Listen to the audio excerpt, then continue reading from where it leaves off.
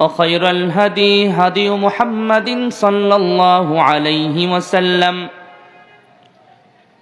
وشر الأمور محدثاتها وكل محدثة بدعة وكل بدعة ضلالة وكل ضلالة في النار فأعوذ بالله من الشيطان الرجيم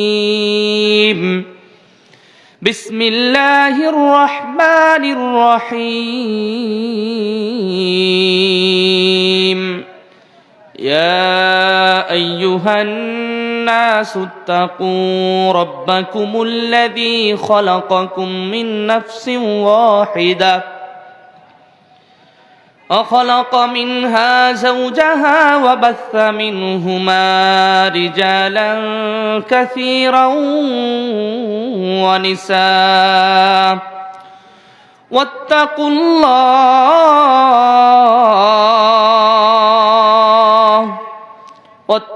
الله الذي تساءلون به والأرحام إن الله كان عليكم رقيبا يا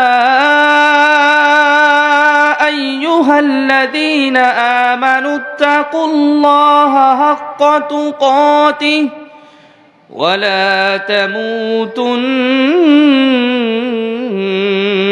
إلا وأنتم مسلمون يا أيها الذين آمنوا اتقوا الله وقولوا قولا سديدا يصلح لكم أعمالكم ويغفر لكم ذنوبكم ومن يطع الله ورسوله فقد فاز فوزا عظيما فقد قال الله تبارك وتعالى في الكلام المجيد فأعوذ بالله من الشيطان الرجيم لقد كان لكم في رسول الله أسوة حسنة لمن كان يرجو الله واليوم الآخر وذكر الله كثيرا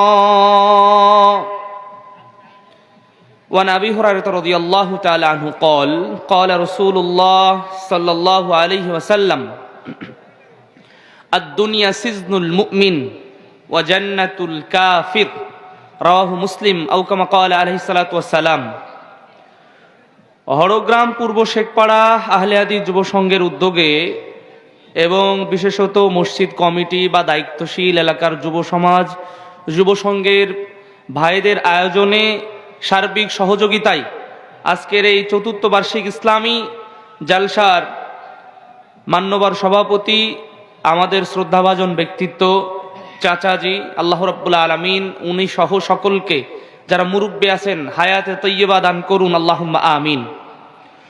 উপস্থিত আছেন আরো অন্যান্য ওলামা ইকরাম, বিশেষ করে সুদূর খুলনা থেকে আগত মাওলানা জাহাঙ্গীর আলম সাহেব, ডক্টর আব্দুল হালিম বিন ইলিয়াস সাহেব এবং আরো অন্যান্য ওলামা ইকরাম উপস্থিত রয়েছেন। আমরা সকলে মিলে আল্লাহ রাব্বুল আলামিনের প্রশংসা জ্ঞাপন করছি আলহামদুলিল্লাহ। আপনারা যারা আশেপাশে আছেন আপনাদেরকে আহ্বান করব, আপনারা পবিত্র কোরআন ও সহিহ হাদিস শোনার মানার নিয়তে এখানে বসে যাবেন ইনশাআল্লাহ। আমাদের বৈশিষ্ট্য হওয়া দরকার ছিল সামি'না ওয়া আতা'না, আমরা যা শুনলাম বা শুনবো সেটা যেন মানতে পারি। আল্লাহ আমাদের তৌফিক দান করুন আল্লাহুম্মা আমিন। আপনাকে আমাকে ভাবতে হবে পাপের সাগরে, সাগর এমনি সাগর না। আপনি আমি জানি প্রশান্ত মহাসাগর, আটলান্টিক মহাসাগর, কত মহাসাগর, তারও বড় মহাসাগরে আমরা পাপের মধ্যে নিমজ্জিত আছি। জানি না পাপের পরিমাণ কত, জানি না দুনিয়াতে প্রতিদিন প্রতিনিয়ত কত পাপ করছি, যদিও কিছুটা বুঝতে পারি, হৃদয় বা প্রত্যেক ব্যক্তির অন্তঃকরণ তা উপলব্ধি করতে পারে, তারপরেও চেষ্টা করি শত পাপ থাকার পরেও আল্লাহর কিছু সন্তুষ্টি হাসিলের জন্যে আমরা এখানে বসি বা কিছু কথা শুনি। আল্লাহ আমাদের তৌফিক দান করুন, আল্লাহুম্মা আমিন। শান্তি বর্ষিত হোক নবী মুহাম্মদ সাল্লাল্লাহু আলাইহি ওয়াসাল্লামের প্রতি। আমরা আবারও পাঠ করছি সাল্লাল্লাহু আলাইহি ওয়াসাল্লাম। সম্মানিত সুধী মণ্ডলী, উপস্থিতি এবং পর্দার অন্তরালে মা ও ভগ্নীগণ, আমরা যে বিষয়টি নিয়ে আলোচনা করার প্রয়াস পাবো ইনশাআল্লাহ, আদর্শবান যুবক বা যুবতী, আদর্শবান পুরুষ, আদর্শবান নারী, তাদের কি কি বৈশিষ্ট্য থাকা দরকার। আজকে যদি আমরা বৈশিষ্ট্যমণ্ডিত মানুষ খুঁজতে যাই, সেই গল্পের মতো হয়, ভাই আপনি কোথায় যাচ্ছেন? আমি চিড়িয়াখানা যাচ্ছি। কি জন্যে? আমি তো দুনিয়ার বাহিরে কোথাও মানুষ খুঁজে পাচ্ছি না, এজন্য দেখতে যাচ্ছি যে উত্তম মানুষ বা ভালো মানুষটা কোথায়, চিড়িয়াখানার দিকে পাওয়া যায় কিনা। মূলত চিড়িয়াখানা তো জীবজন্তু আরো অন্যান্য প্রাণীর সেখানে আবদ্ধ বসবাস। এ কথার দ্বারা দুঃখ, ক্ষোভ বা ব্যথা এটাই প্রকাশ পায় যে আসলে দুনিয়াতে উত্তম আদর্শ মণ্ডিত বা বৈশিষ্ট্যমণ্ডিত মানুষ, যুবক বলি, যুবতী বলি, মানুষ বলি, নর বলি, নারী বলি, এটা পাওয়া মুশকিল হয়ে গেছে। তারপরেও আমাদেরকে মনে রাখতে হবে, নিঃসন্দেহে আদর্শবান যদি আমরা হতে পারি, তাহলে আল্লাহ রাব্বুল আলামিন দুনিয়াতে যেমন তার বিশেষ রহমে রাখবেন, পরকালীন জীবনে আল্লাহ রাব্বুল আলামিন চাহে তো আমরা তার সন্তুষ্টির মাধ্যমে সেই চিরসুখের জায়গা জান্নাতে যেতে পারবো। আল্লাহ রাব্বুল আলামিন আমাদের তৌফিক দান করুন, আল্লাহুম্মা আমিন। আজকে আমরা যারা বসেছি, নিঃসন্দেহে আজকের ফেরেশতাদের আহ্বান, আল্লাহ রাব্বুল আলামিন তারা রিপোর্ট পেশ করছেন আল্লাহ রাব্বুল আলামিনের কাছে।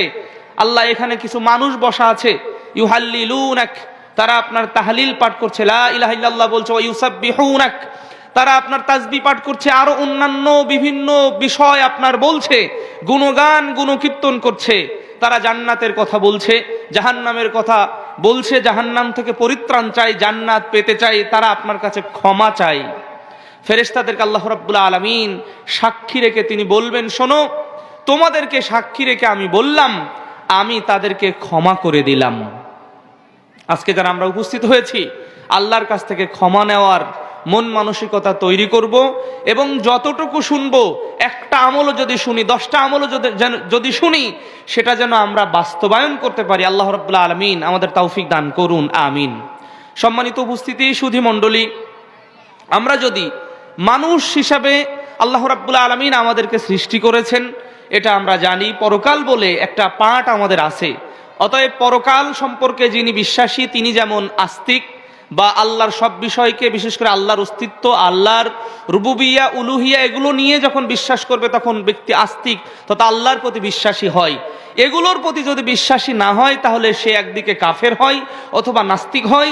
দুনিয়ার জীবন যেমন তার লাঞ্ছনাকর, আরো গঞ্চনাদায়ক বা আরো শাস্তির জায়গা হয়, পরকালীন জীবনে শাস্তি তো অপেক্ষা করছেই। আল্লাহ রাব্বুল আলামিন আমাদের হেফাজত করুন, আল্লাহুম্মা আমিন।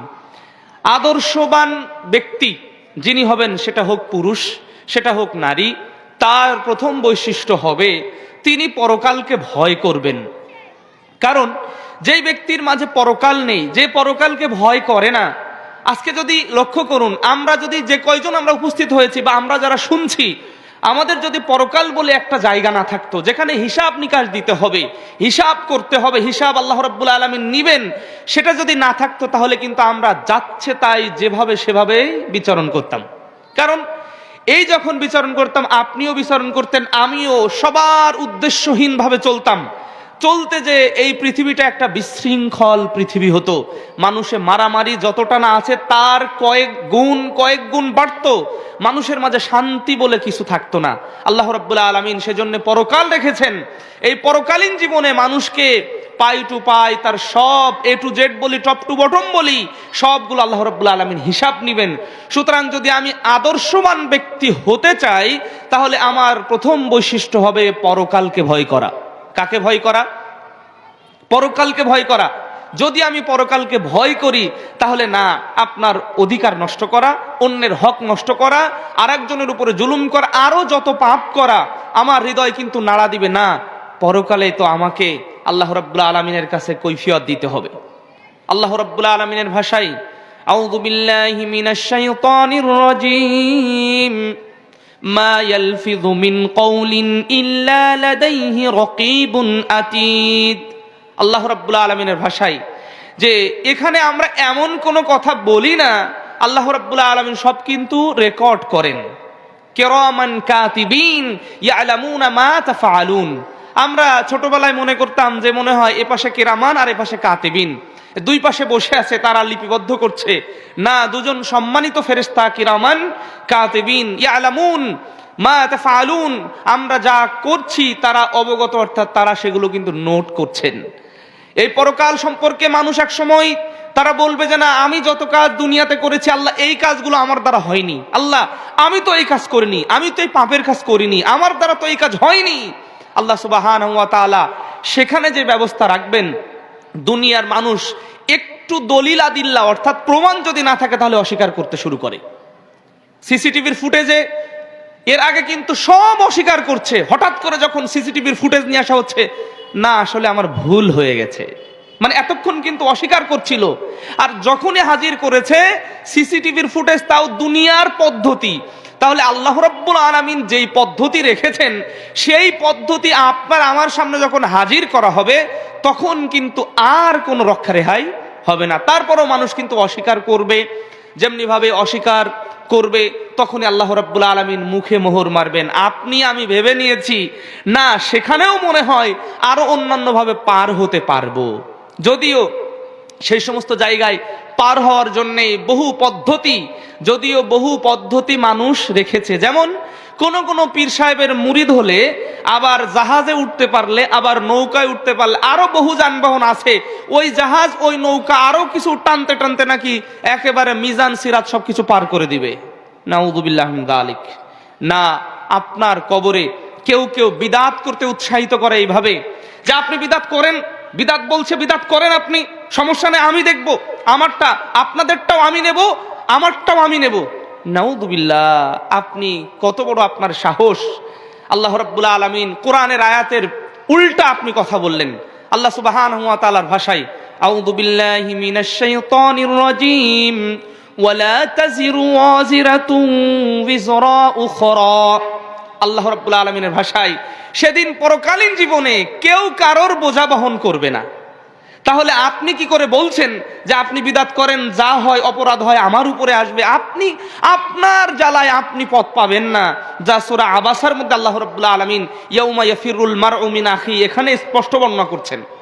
সুতরাং আমারটা আমাকে বেছে নিতে হবে, আমি কোন পথে চলছি, আমি কোন কথা বলছি, আমি কার সন্তুষ্টির জন্য কাজ করছি। আল্লাহ রাব্বুল আলামিন আমাদের হেফাজত করুন, আল্লাহুম্মা আমিন। কিন্তু দুঃখের বিষয় কি জানেন, আমরা কিছু বিষয়কে সব সত্য জানি, সত্য জানার পরেও সেগুলো সবাই যেভাবে মানছে ওভাবেই মানি। যেমনি ভাবে কবরে 3টা প্রশ্ন করা হবে, মান রব্বুকা মা দীনুক, এই যে 3 প্রশ্ন করা হবে, শেষে তাকে বলা হবে যে তুমি কিভাবে এগুলো তুমি জানো না কেন, তুমি মুহাম্মদ সাল্লাল্লাহু আলাইহি ওয়াসাল্লামের ব্যাপারে তোমার বক্তব্য কি?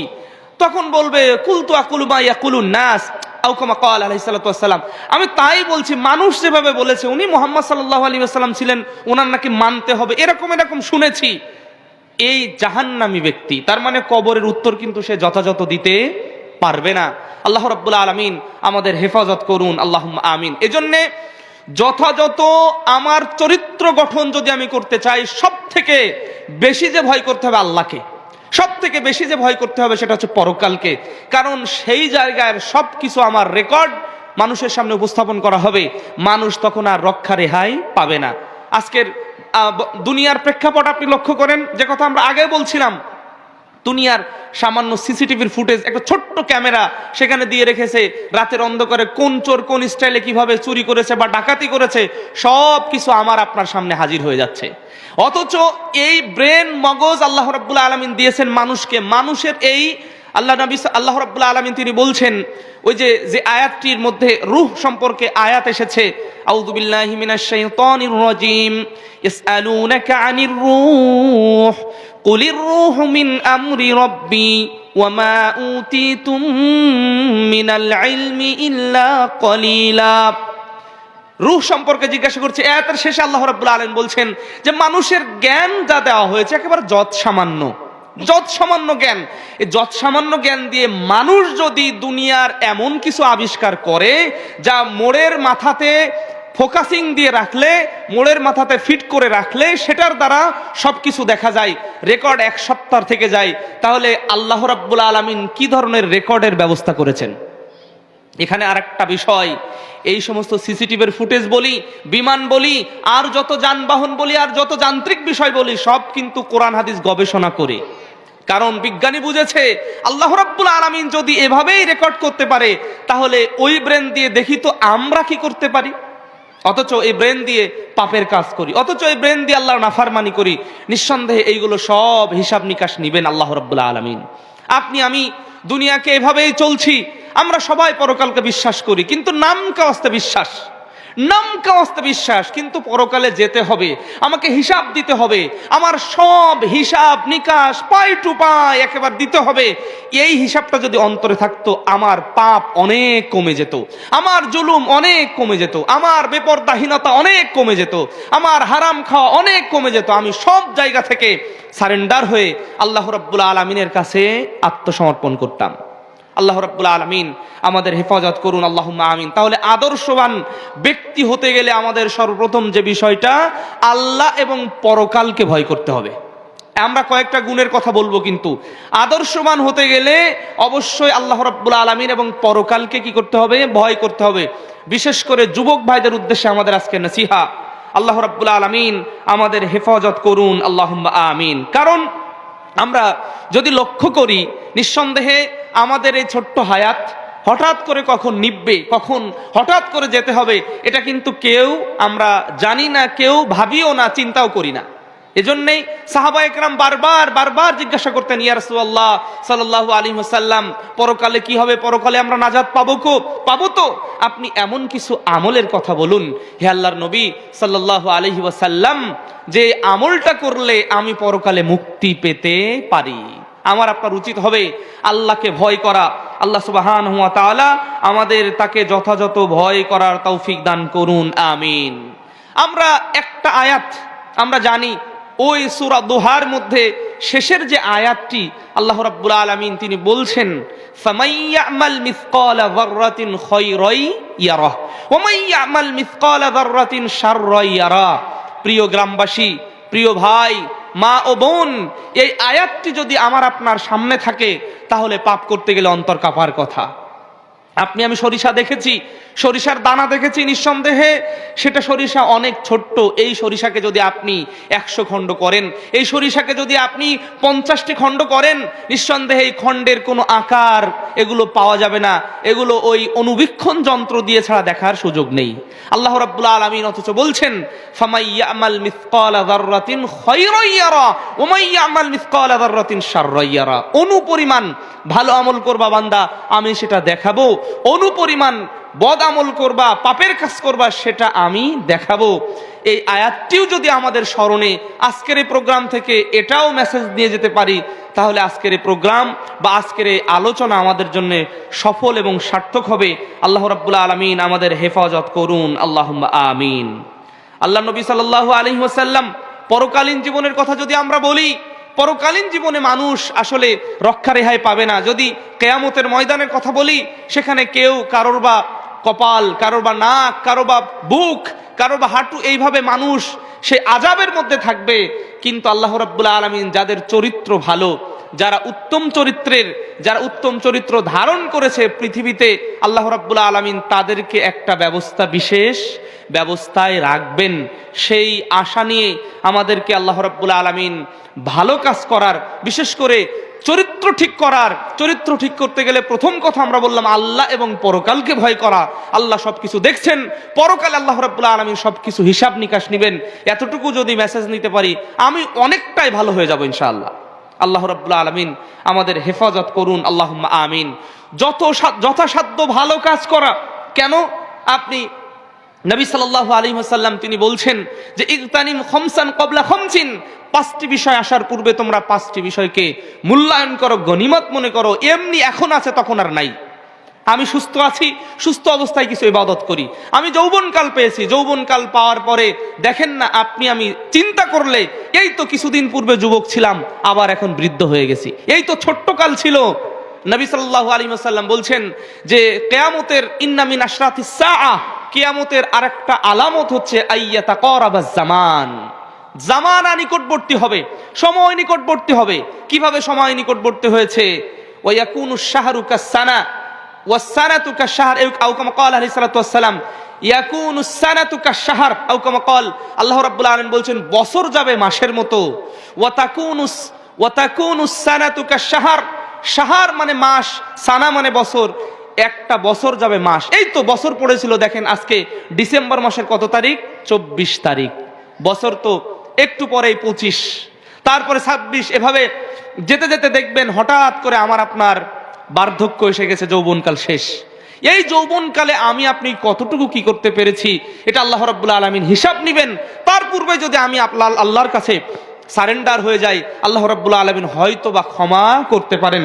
বিশেষ করে যারা যৌবনকাল কাজে লাগাতে পারি নাই, নবী সাল্লাল্লাহু আলাইহি ওয়াসাল্লামের ওই হাদিসটা আমরা স্মরণ করছি। আল্লাহর নবী সাল্লাল্লাহু আলাইহি ওয়াসাল্লাম তিনি বলছেন কুল্লু বানি আদম খাত্তা, প্রত্যেকটা আদম সন্তান তারা ভুলকারী, ওয়া খায়রুল খাত্তাইন আত-তাওয়াবুন, এদের মধ্যে ভুলকারীদের মধ্যে আবার উত্তম মানুষ আছে, তাদের মধ্যে তারাই উত্তম যারা ভুল করেছে, করার পর আল্লাহর কাছে তাওবা করছে, আল্লাহ আমি আপনার কাছে ফিরে যাচ্ছি, আল্লাহ আমাকে ক্ষমা করে দিন। এইভাবে তারা তওবার কথা বলছে, আল্লাহর কাছে ফিরে যাচ্ছে। সুতরাং আমরাও চেষ্টা করি, এখন সুযোগ আছে, এখনই কিছু ভালো আমল করার চেষ্টা করি। আল্লাহ রাব্বুল আলামিন আমাদের তৌফিক দান করুন, আল্লাহুম্মা আমিন। ভালো কাজ করার ক্ষেত্রে ভালো কাজ আমরা খুঁজে পাই না। ভালো কাজ কিভাবে করব? আপনি ভালো আচরণ করুন, মায়ের সাথে, বাবার সাথে, প্রতিবেশীর সাথে, মানুষের সাথে, এটা আপনার ভালো কাজ। আপনি কাউকে ছোট্ট একটু উপকার করুন, এটা আপনার ভালো কাজ। আপনি তরকারি রান্না করেছেন, পাশের প্রতিবেশীকে তরকারি একটু হাদিয়া দিন, এটা নিঃসন্দেহে বড় ভালো কাজ। আপনি আপনার প্রতিবেশীর অধিকার নষ্ট করবেন না, পাপ থেকে বেঁচে থাকবেন, এটাও ভালো কাজ। নিঃসন্দেহে পাপ করলে গুনাহ হবে, পাপ না করলে সেটার সওয়াব পাওয়া যাবে, এটাও ভালো কাজ। আল্লাহ রাব্বুল আলামিন এজন্য নবী সাল্লাল্লাহু আলাইহি ওয়াসাল্লাম তিনি বলছেন কুল্লু মারুফিন সাদাকা, প্রত্যেকটা ভালো কাজ সাদাকা স্বরূপ, প্রত্যেকটা ভালো কাজ সাদাকা স্বরূপ।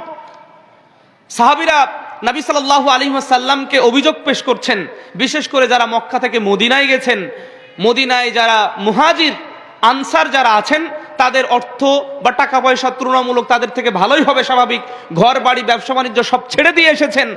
নবী সাল্লাল্লাহু আলাইহি ওয়াসাল্লামের সাহাবায়ে কেরাম যারা মুহাজির বললেন, ইয়া রাসূলুল্লাহ সাল্লাল্লাহু আলাইহি ওয়াসাল্লাম, যারা মক্কা থেকে মদিনায় আমরা এসেছি, আমরা তো আনসারি ভাইদের সাথে পারছি না, তারা তো অনেকটাই আমাদের থেকে এগিয়ে যাচ্ছে, তাদের টাকা আছে তারা দান করে, তাদের টাকা পয়সা আছে তারা দান সাদাকা করে, আমরা তো করতে পারি না। হে আল্লাহর নবী, তখন নবী সাল্লাল্লাহু আলাইহি ওয়াসাল্লাম বলছেন, শোনো, তোমরা বেশি বেশি তাসবিহ পাঠ করবে, সুবহানাল্লাহ, আলহামদুলিল্লাহ, আল্লাহু আকবার, এগুলোই তোমাদের ভাইদের মতো তোমাদেরকেও নেকিতে পরিণত করে দিবে।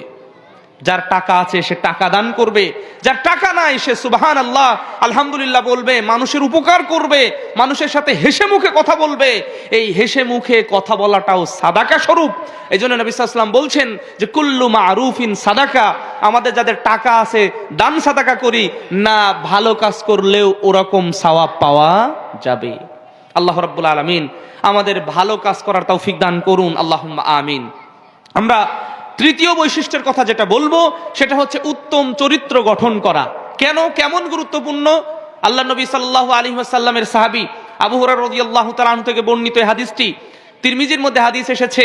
তিনি জিজ্ঞাসা করছেন, ইয়া রাসূলুল্লাহ, সাহাবায়ে কেরাম জিজ্ঞাসা করছেন, আকসারু মা ইউদখিলুন নাসিল জান্নাহ, হে আল্লাহর নবী সাল্লাল্লাহু আলাইহি ওয়াসাল্লাম, অধিকাংশ মানুষ কি কারণে জান্নাতে যাবে আপনি আমাদেরকে একটু বর্ণনা করুন।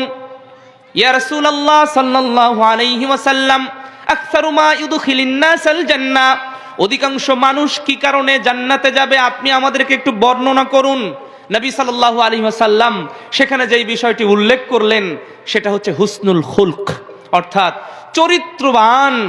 আর সবচেয়ে মিজানের পাল্লা যেটা হবে, মিজান নামক যে একটা দাড়ি পাল্লা আল্লাহ রাব্বুল আলামিন পরিমাপ করবেন, সেখানে আসকাল বলা হয়েছে, অধিক ভারী দায়ক বস্তু, অধিক ভারী করবে নেকির পাল্লাকে, যেটা সেটা হচ্ছে চরিত্র। আপনি বলবেন চরিত্রকে কি মাপা যায়? আল্লাহ রাব্বুল আলামিন চরিত্রকে মাপবেন। এজন্যই নবী সাল্লাল্লাহু আলাইহি ওয়াসাল্লাম তিনি আরেকটি ঘোষণা দিয়েছেন, মাইয়াদমান লি মা বাইনা লাহিয়াইহি ওয়া মা বাইনা রিজলাই আযমান লাহুল জান্নাহ আও কামা ক্বাল। যদি কেউ তার দু চোয়ালের মধ্যবর্তী অঙ্গ জিহবার হেফাজত করতে পারে, এই হেফাজতটা আমাকে দেয়, এবং তার দু রানের মধ্যবর্তী অঙ্গ যৌনাঙ্গের হেফাজত করে, আযমান লাহুল জান্নাহ, তাকে আমি জান্নাতের জামিনদার, আমি নবী সাল্লাল্লাহু আলাইহি ওয়াসাল্লাম হব। আপনি এতটা সহজ মনে করলেন? একজন ব্যক্তি অপরাধ করেনি, তারপরও ফেঁসে গেছেন, ফাঁসিয়ে দেওয়া হয়েছে, উকিল নিয়ে জামিন ধরা হচ্ছে, তাও জামিন হয় না। উকিলের আশ্রয় গ্রহণ করি যে উকিল সাহেব কখন জামিন দিবে, তখন সে আশায় বসে থাকি। জামিন যখন পেয়ে যায় তখন সে একেবারে উন্মুক্ত আকাশে মনে হয় এক উন্মুক্ত বিহঙ্গ পাখি। তো এই হচ্ছে দুনিয়ার একটু খালাস পাওয়া। দুনিয়ার জামিনের কারণে এই হয়, পরকালীন জীবনে আল্লাহ নবী সাল্লাল্লাহু আলাইহি ওয়াসাল্লাম তিনি স্বয়ং জামিনদার হবেন দুটি কারণে। তার একটা হচ্ছে জিহবা, একটা কি বললাম? জিহবা। আর একটা হচ্ছে লজ্জাস্থান। দেখেন না, এই জিহবা দিয়ে যত ধরনের কথা, যত ধরনের অপরাধমূলক কথা, যত বড় কথা, যত গালমন্দ, যত মিথ্যা, সব এই জিহবা দিয়ে করা হয়। আবার পক্ষান্তরে আরেকটি যে অঙ্গের কথা বলা হলো, মানুষের চরিত্র নষ্ট হয় বিভিন্ন কারণে। একটা নারীর পেছনে ছুটলে চরিত্র নষ্ট হয়, নারীর দিকে লোভ করলে, টাকার দিকে অতিরিক্ত লোভ করলে তার চরিত্র নষ্ট হয়, আবার ক্ষমতার দিকে অতিরিক্ত লোভ করলে তার চরিত্র নষ্ট হয়। অধিকাংশ ক্ষমতাবান মানুষের চরিত্র খারাপ, অধিকাংশ ক্ষমতাবান মানুষের চরিত্র খারাপ। যারা এই নারীর পেছনে পড়েছে তাদের চরিত্র গেছে, তাদের সব চলে গেছে। সাথে সাথে যারা সম্পদের প্রতি অতিরিক্ত লোভ করেছে তাদের চরিত্র থাকবে না। কারণ কি?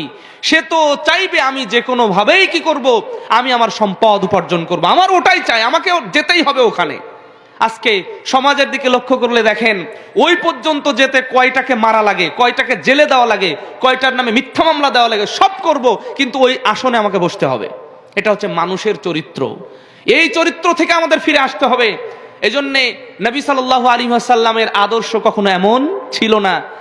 আমি বলবো, আপনি বলবেন এইভাবে কি চরিত্রবান হওয়া যায়? এজন্যই আল্লাহ নবী সাল্লাল্লাহু আলাইহি ওয়াসাল্লাম সহিহ মুসলিমের হাদিসে বলছেন, আদ-দুনিয়া সিজনুল মুমিন, দুনিয়া হচ্ছে মুমিনের জন্য কারাগার স্বরূপ, ওয়া জান্নাতুল কাফির, আর যারা কাফির হবে তাদের জন্য জান্নাত স্বরূপ।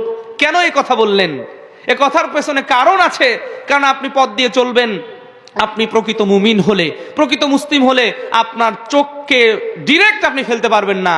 ডিরেক্ট না ফেলে আপনি আবছা, অর্থাৎ দেখেছেন কেউ আসছে, এরকম ভাবে আপনাকে নজর ফেলতে হবে। আপনি অন্যকে কষ্ট দিতে পারেন, আরো যত ধরনের আল্লাহ রাব্বুল আলামিনকে সন্তুষ্ট করার জন্য যত কাজ রয়েছে, আপনাকে খুব হেফাজতের সাথে চলতে হবে। আল্লাহ রাব্বুল আলামিন উত্তম চরিত্রবান হওয়ার তৌফিক দান করুন। উত্তম চরিত্র কার ছিল? নবী মুহাম্মদ সাল্লাল্লাহু আলাইহি ওয়াসাল্লামের। তার ব্যাপারে আল্লাহ রাব্বুল আলামিন তিনি বলছেন, ইন্নাকা লাআলা খুলুকিন আযীম। হে নবী মুহাম্মদ সাল্লাল্লাহু আলাইহি ওয়াসাল্লাম, নিশ্চয় আপনি মহান চরিত্রের অধিকারী।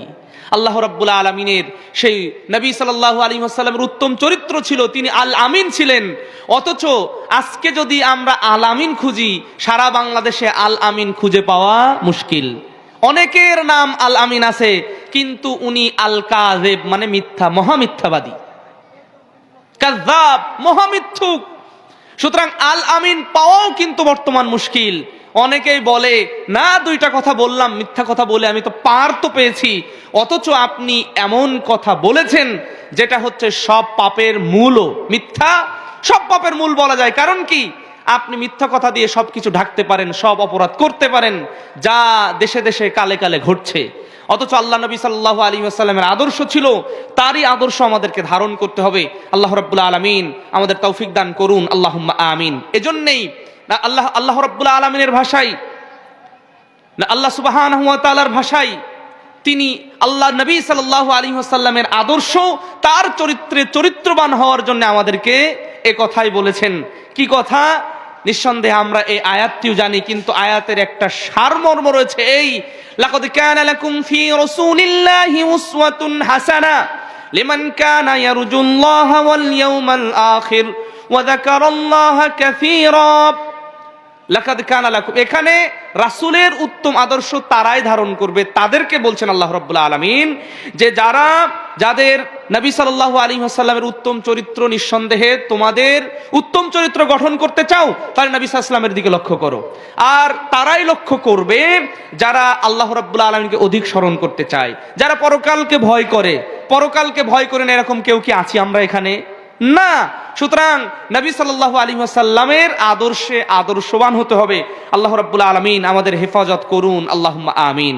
প্রিয় ভাই, যখন আপনি এই দুনিয়াতে চলবেন, এজন্যই তো ওই যে হাদিসটি আবু সাঈদ খুদরী রাদিয়াল্লাহু তাআলা আন, যে হাদিসটি তিনি বর্ণনা করেছেন সহিহুল বুখারীতে কিতাবুল জানায়েজের মধ্যে এসেছে, একজন ব্যক্তি যখন মারা যাওয়ার সাথে সাথে তখন সে যদি ভালো ব্যক্তি হয়, সে বলতে থাকে কদ্দিমুনি কদ্দিমুনি, আমাকে তাড়াতাড়ি নিয়ে চলো, আমাকে তাড়াতাড়ি নিয়ে চলো। কেন জানেন? ওই হাদিসটাই, আর দুনিয়া সিজনুল মুমিন, মুমিনের জন্য কারাগার। সে এই কারাগারে খুব কষ্টে ছিল, বিভিন্ন মানুষের কারণে, বিভিন্ন আমলের কারণে, বিভিন্ন পরিবেশের কারণে, প্রতিবেশের কারণে সে অনেক কষ্ট করে ইমানটা কোনোভাবে আল্লাহর উপর থেকে, আল্লাহর কাছ থেকে ক্ষমা নিয়ে কোনোভাবে ইমানটা বাঁচিয়ে রাখার চেষ্টা করেছে। এজন্যই তো সে তখন বলবে, দুনিয়ার এই জায়গা থেকে আল্লাহ আমাকে হেফাজত করেছেন, আমি একটু পরেই জান্নাতে যেতে পারবো, সুতরাং কদ্দিমুনি কদ্দিমুনি, আমাকে তাড়াতাড়ি তোমরা নিয়ে চলো। ওই খাটিয়ার উপরে মরা ব্যক্তি মনে হয়, আমি আপনি মনে করি খাটিয়ার উপরে শুয়ে আছে মরা ব্যক্তি, অথচ না, ওই ব্যক্তি চিৎকার করে। ওই ব্যক্তির চিৎকার থাকে দুই ধরনের। আল্লাহ নবী সাল্লাল্লাহু আলাইহি ওয়াসাল্লাম তিনি বলছেন, ইযা উজিয়াতিল জিনাজা ওয়া তামালাহার রিজালু আলা আনাকিহিম ফাইন কানাত সালিহাতান ক্বালাত কদ্দিমুনি কদ্দিমুনি ওয়া ইন কানাত গায়রা সালিহাতিন ক্বালাত ইয়া ওয়াইলাহা আইনা তাযহাবুনা বিহা ইয়াসমাউ সাওতাহা কুল্লা শাই ইয়াসমাউ সাওতাহা কুল্লা শাই আও কামা ক্বাল। নবী সাল্লাল্লাহু আলাইহি ওয়াসাল্লাম বলছেন, খাটিয়ার উপরে শুয়ে আছে আব্দুল্লাহ আব্দুর রহমান, ও ওখান থেকেই বলছে আমাকে তাড়াতাড়ি নিয়ে চলো, তাড়াতাড়ি নিয়ে চলো। আর যদি তা না হয়, তখন সে বলছে ইয়া ওয়াইলাহা, হায় আফসোস, আমাকে নিয়ে যেও না, এখন নিয়ে গেলেই তো আমার বিপদ আছে সামনে, এখন নিয়ে গেলে তো আমার বিপদ আছে সামনে। আর যে ভালো ব্যক্তি দুনিয়াতে অনেক কষ্ট করেছে, দুনিয়াতে কারাগারের মধ্যে ছিল, কারাগারে ব্যক্তি থাকলে দুনিয়ার খাবার দাবার স্বাভাবিক থাকে না, খাবার জায়গা, শোয়ার জায়গা, ঘুমানোর জায়গা, আরো অন্যান্য আরামায়েশ স্বাভাবিক থাকে না। ঠিক অনুরূপভাবে একজন মুমিন দুনিয়াতে থাকবে শুধুমাত্র কখন আল্লাহর কাছে যেতে হবে, কখন পরকালে যেতে হবে, কখন আল্লাহর কাছে হিসাব দিতে হবে, কখন আমাকে কবরে নামানো হবে, কখন আমার কবরকে জান্নাতের সাথে সংযুক্ত করে দেওয়া হবে। এজন্য সে খাটিয়ার উপরে এখনো কবরে সে নামেনি, না নেমেই বলছে কদ্দিমুনি কদ্দিমুনি, আমাকে তাড়াতাড়ি নিয়ে চলো, আমাকে তাড়াতাড়ি নিয়ে চলো। আল্লাহ আমাদের সেই কাতারে শামিল করুন, আল্লাহুম্মা আমিন। আমরা বলছিলাম উত্তম চরিত্র গঠন করা, উত্তম চরিত্র গঠনের ফজিলতের ব্যাপারে নবী সাল্লাল্লাহু আলাইহি ওয়াসাল্লাম এজন্যই বলছেন যে যেই কারণে অধিকাংশ মানুষ জাহান্নামী হবে, আকসারু মা ইউদখিলুন নাসান নার আল ফামু ওয়াল ফারজ, মুখের কারণে মানুষ জাহান্নামী হবে, লজ্জাস্থানের কারণে মানুষ জাহান্নামী হবে। মানুষ এত পরিমাণ জেনা করছে, এত পরিমাণ জেনা করছে। মানুষ, আপনি আমি যদি টাটকা অপরাধ করতে চাই, জেনা করতে চাই, নাউযুবিল্লাহি মিন যালিক, বাজারে গেলেই টাটকা জেনা, হাটে ঘাটে মাঠে যেখানেই যাবেন আপনি পাপ আর পাপ, পাপ আর পাপ, পাপ মনে হয় আমাদের চারিদিক থেকে ঘিরে ধরেছে। এজন্যই শেষ জামানা, শেষ যুগে আমাদের জন্য নিঃসন্দেহে ইমানটা অনেক কঠিন হয়ে যাচ্ছে। আল্লাহ রাব্বুল আলামিন আমাদেরকে হেফাজত করুন, আল্লাহুম্মা আমিন আমিন ইয়া রাব্বাল আলামিন। সুতরাং আল্লাহ নবী সাল্লাল্লাহু আলাইহি ওয়াসাল্লাম আমাকে আপনাকে এভাবেই চরিত্র অর্জন করতে হবে যেভাবে নবী সাল্লাল্লাহু আলাইহি ওয়াসাল্লামের ছিল।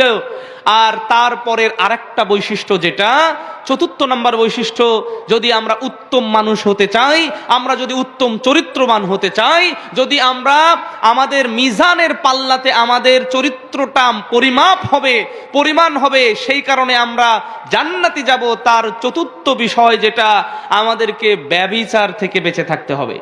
আল্লাহ রাব্বুল আলামিনের ভাষায়, আউযু বিল্লাহি মিনাশ শাইতানির রাজীম, ওয়ালা তাকরাবুজ জিনা ইন্নাহু কানা ফাহিশাতান ওয়া সাআ সাবিলা। আও কামা ক্বাল, আল্লাহ রাব্বুল আলামিনের ভাষায় যে তোমরা জেনার নিকটবর্তী হয়ো না, কেননা এটা অশ্লীল ও নিকৃষ্ট পথ। জেনা কি জিনিস আমরা শুধু মনে হয় একজন পুরুষ একজন নারী, এই বিষয়টাই শুধুমাত্র আমরা ভেবে নেই, কিন্তু আমরা এটাও জেনে রাখি, এটা আমরা অনেকেই জানি, অন্তরের জেনা হচ্ছে কুচিন্তা করা, অন্যের ব্যাপারে জেনার চিন্তা করা। হাত হচ্ছে হাত দিয়ে ধরা, পা দিয়ে যাওয়া, চোখ দিয়ে দেখা। আমার আপনার এই হাত, এই পা, এই অন্তর প্রতিনিয়ত নিঃসন্দেহে বহু জেনা করে যাচ্ছে। অথচ চরিত্রবান হতে গেলে, অথচ আল্লাহ রাব্বুল আলামিনের উত্তম বান্দা হতে গেলে আমাদেরকে এই পথ ছাড়তে হবে। এই পথ ছাড়বো কি করে? ছাড়ার জন্যে আমাদের অনেকগুলো কাজ ছিল। আমাদের পরিবারে পর্দার দরকার ছিল, আমাদের আগে পরিবারে শাসন অনুশাসন থাকা দরকার ছিল। সেই জায়গা থেকে আমরা আসলে অনেকটা পিছিয়ে আছি। আল্লাহ রাব্বুল আলামিন আমাদের হেফাজত করুন, আল্লাহুম্মা আমিন। ওই বিষয় নিয়ে ইনশাআল্লাহ আমাদের বড় ভাই ডক্টর আব্দুল হালিম বিন ইলিয়াস তিনি আলোচনা করবেন। সুতরাং আপনাকে আমাকে চরিত্রবান আদর্শ পুরুষ হতে গেলে, আদর্শ স্ত্রী হতে গেলে, আদর্শ নারী হতে গেলে আমাকে আপনাকে জেনার ধারের পাশে যাওয়া যাবে না। জেনা তো করা দূরের কথা।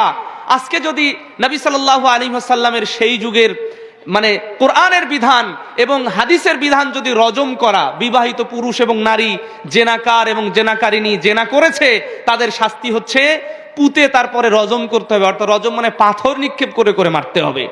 যদি এই আইন জারি করা যেত, বাংলাদেশের মনে হয় হাজারো হাজার হয়তোবা লক্ষ মানুষকে রজম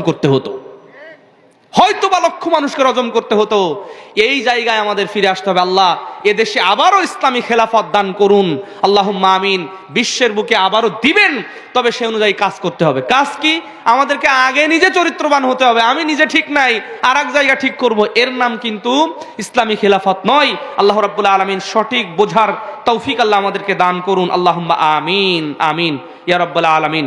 আল্লাহ নবী সাল্লাল্লাহু আলাইহি ওয়াসাল্লাম এরপরে 5 নম্বর বৈশিষ্ট্য আমরা যদি বলি, যে 5 নম্বর বৈশিষ্ট্য এখানে অনেকেই ধরা খাবে, নারীরা পরে পুরুষের পোশাক, পুরুষেরা পরে নারীদের পোশাক। এই তো গত শনিবার, আজকে কি বার? মঙ্গলবার। গত শনিবার আমরা কোনো এক ইউনিভার্সিটিতে পড়াশোনার একটু সুযোগ আমরা নিচ্ছি বা হয়েছে। তো ওই ইউনিভার্সিটিতে একটা মেয়ে, দেখেন পরিবেশ কি, ওই সমস্ত জায়গা মূলত আমাদের জন্য না, কোনো মুসলমানের জন্য না, অথচ সেও কিন্তু মুসলমানের বাচ্চা। পরিধান করেছে জিন্সের প্যান্ট, পরিধান করেছে পাঞ্জাবি পরিধান করছে, আবার মাথায় ব্যান্ড পরা। এখন আমি পাশের সিটের বসা এক ভাইকে বলছি, ভাই উনি কি ভাইয়া নাকি আপা? তো আমার এই কথা শুনে পাশের আর এক আপা মানে আর এক বোন উত্তর দিচ্ছে, ভাইয়া আমিও, মানে আমি জিজ্ঞাসা করছি কিন্তু এক ভাইকে। তো ওই প্রশ্ন শুনে পাশের এক বোন প্রশ্নের উত্তর দিচ্ছে, ভাইয়া আমিও মনে করতাম ও আসলে ছেলে না মেয়ে, এখন দেখছি মেয়ে মনে করতো, ছেলে না মেয়ে। তাহলে চিন্তা করেন, তার বাপ কিন্তু মুসলমান, তার মা কিন্তু মুসলিমা। আল্লাহ রাব্বুল আলামিন হেফাজত করুন। এটা হচ্ছে বর্তমান সময়ের স্কুল কলেজ ইউনিভার্সিটির অবস্থা। আস্তে আস্তে গ্রামের মধ্যে ছড়িয়ে পড়েছে। মেয়েরা পরিধান করে কি? গিটের উপরে কাপড়, পুরুষেরা গিটের নিচে। এটা কেমন হলো? এটা উত্তম মানুষের বৈশিষ্ট্য না। এ কোনোদিন প্রকৃত মুসলমান হতে পারে না। তার বাবা কোনোদিন প্রকৃত মুসলমান হতে পারেনি, এখনো তার মাও পারেনি, সেও পারেনি, এখনো পূর্ণ মুসলমান হতে পারেনি। মুসলিম মানে আত্মসমর্পণকারী, সে আত্মসমর্পণ করবে। সুতরাং এই আত্মসমর্পণের জায়গায় যদি আপনার ঘাটতি থাকে, আমি এখনো প্রকৃত মুসলমান হতে পারেনি। আল্লাহ নবী সাল্লাল্লাহু আলাইহি ওয়াসাল্লাম তিনি এই সমস্ত পোশাক পরিধান, পুরুষ পরিধান করবে পুরুষের পোশাক, নারী পরিধান করবে নারীর পোশাক। এখানে পুরুষ নারী, নারী পুরুষ এভাবে চলবে না, এ বিষয়ে আলোচনা হবে। এক্ষেত্রে আমরা পরবর্তী বিষয় সেটা হচ্ছে, একজন পুরুষ যদি, বিশেষ করে পুরুষ যদি আদর্শবান পুরুষ হতে চায়, সে কোনোদিন গিটের নিচে কাপড় পরিধান করতে পারে না। গিটের নিচে কাপড় পরিধান এখানে করেন মনে হয় কেউ থাকতেও পারেন, জানি না আশেপাশে কেউ আছে কিনা। নিঃসন্দেহে এই গিটের নিচে কাপড় পরিধান করার কারণে এই অংশ কোথায় যাবে? জাহান্নামে যাবে। কেউ কেউ বলেন আমাদেরকে যে ভাই এখানে তো ওই অংশ জাহান্নামে যাওয়ার কথা আছে, হাদিস কথা ঠিক, আপনার কথাও ঠিক, তো আপনার পা যদি জাহান্নামে যায় আপনি কোথায় যাবেন? আসমানে? অসম্ভব। ওরে পায়ের গিট যদি জাহান্নামে যায় আপনিও তো জাহান্নামে যাবেন। চাচা আবু তালেবের পায়ের নিচের অংশে জাহান্নামের আগুনের টুকরা রাখা হবে, সব থেকে সর্বনিম্ন আযাব চাচা আবু তালেবের, তাই তো ঘিনু টকবক করে ফুটবে। আর আপনার গোড়ালি যদি জাহান্নামে যায় তা আপনার মাথা তো সবকিছু ঠিকঠাক হয়ে যাবে। নাউযুবিল্লাহি মিন যালিক। সুতরাং আল্লাহ নবী সাল্লাল্লাহু আলাইহি ওয়াসাল্লাম যে কথা বলছেন কঠিন হুঁশিয়ারি। আল্লাহ নবী সাল্লাল্লাহু আলাইহি ওয়াসাল্লাম বলছেন লা ইয়ানজুরুল্লাহু ইয়াউমাল কিয়ামা ইলা মান জাররা ইজারাহু বাতরা, যে অহংকার বশত যে কাপড় ঝুলিয়ে পরে। আপনি বলবেন আমি অহংকার বশত পরি না, এমনি পরি। এমনিতে পরলেও আর অহংকার বশে পরলেও যদিও পার্থক্য আছে, তারপরও আপনি শরীয়তের অমান্য করছেন, কারণ পুরুষ কোনোদিন গিটের নিচে কাপড় পরিধান করবে না। আল্লাহ রাব্বুল আলামিন সেই যুগের শাস্তি যদি হতো, তাহলে আজকেও নবী সাল্লাল্লাহু আলাইহি আবু বকর রাদিয়াল্লাহু তাআলা আনহু থেকে একটি ঘটনা এসেছে এভাবেই, যে সেই যুগে অর্থাৎ নবী সাল্লাল্লাহু আলাইহি ওয়াসাল্লামের যুগে বা তার আগের যুগে এই গিটের নিচে কাপড় পরিধান করার কারণে ব্যক্তিকে খুসিফা আলাল আরদ আও কামা ক্বাল, এই জমিনের নিচে ডাবিয়ে দেওয়া হতো। তাহলে বলেন তো ওই শাস্তি যদি থাকতো তাহলে হড়গ্রামের কতটা যুবক মাটির নিচে যাওয়া লাগতো? বাংলাদেশের কত যুবক মাটির নিচে যেত এই কারণে? আল্লাহ রাব্বুল আলামিন হেফাজত করুন, আল্লাহুম্মা আমিন। এরপরে সপ্তম বৈশিষ্ট্য, আমি যদি উত্তম চরিত্রবান হতে চাই, হে যুবক ভাই, কেন উত্তম চরিত্রবান হওয়ার কথা বলছি? কারণ আপনি আমি ওই পরকালীন দিবসে আল্লাহ রাব্বুল আলামিনের আরশের ছায়া স্থান পাবো যদি চরিত্র ভালো হয়। যদি উত্তম যুবক হতে পারি, উত্তম যুবতী হতে পারি, আল্লাহ রাব্বুল আলামিন তাহলে আরশের ছায়া স্থান দিবেন। আল্লাহ আমাদেরকে হেফাজত করুন, আল্লাহ আমাদেরকে কবুল করুন, আল্লাহুম্মা আমিন।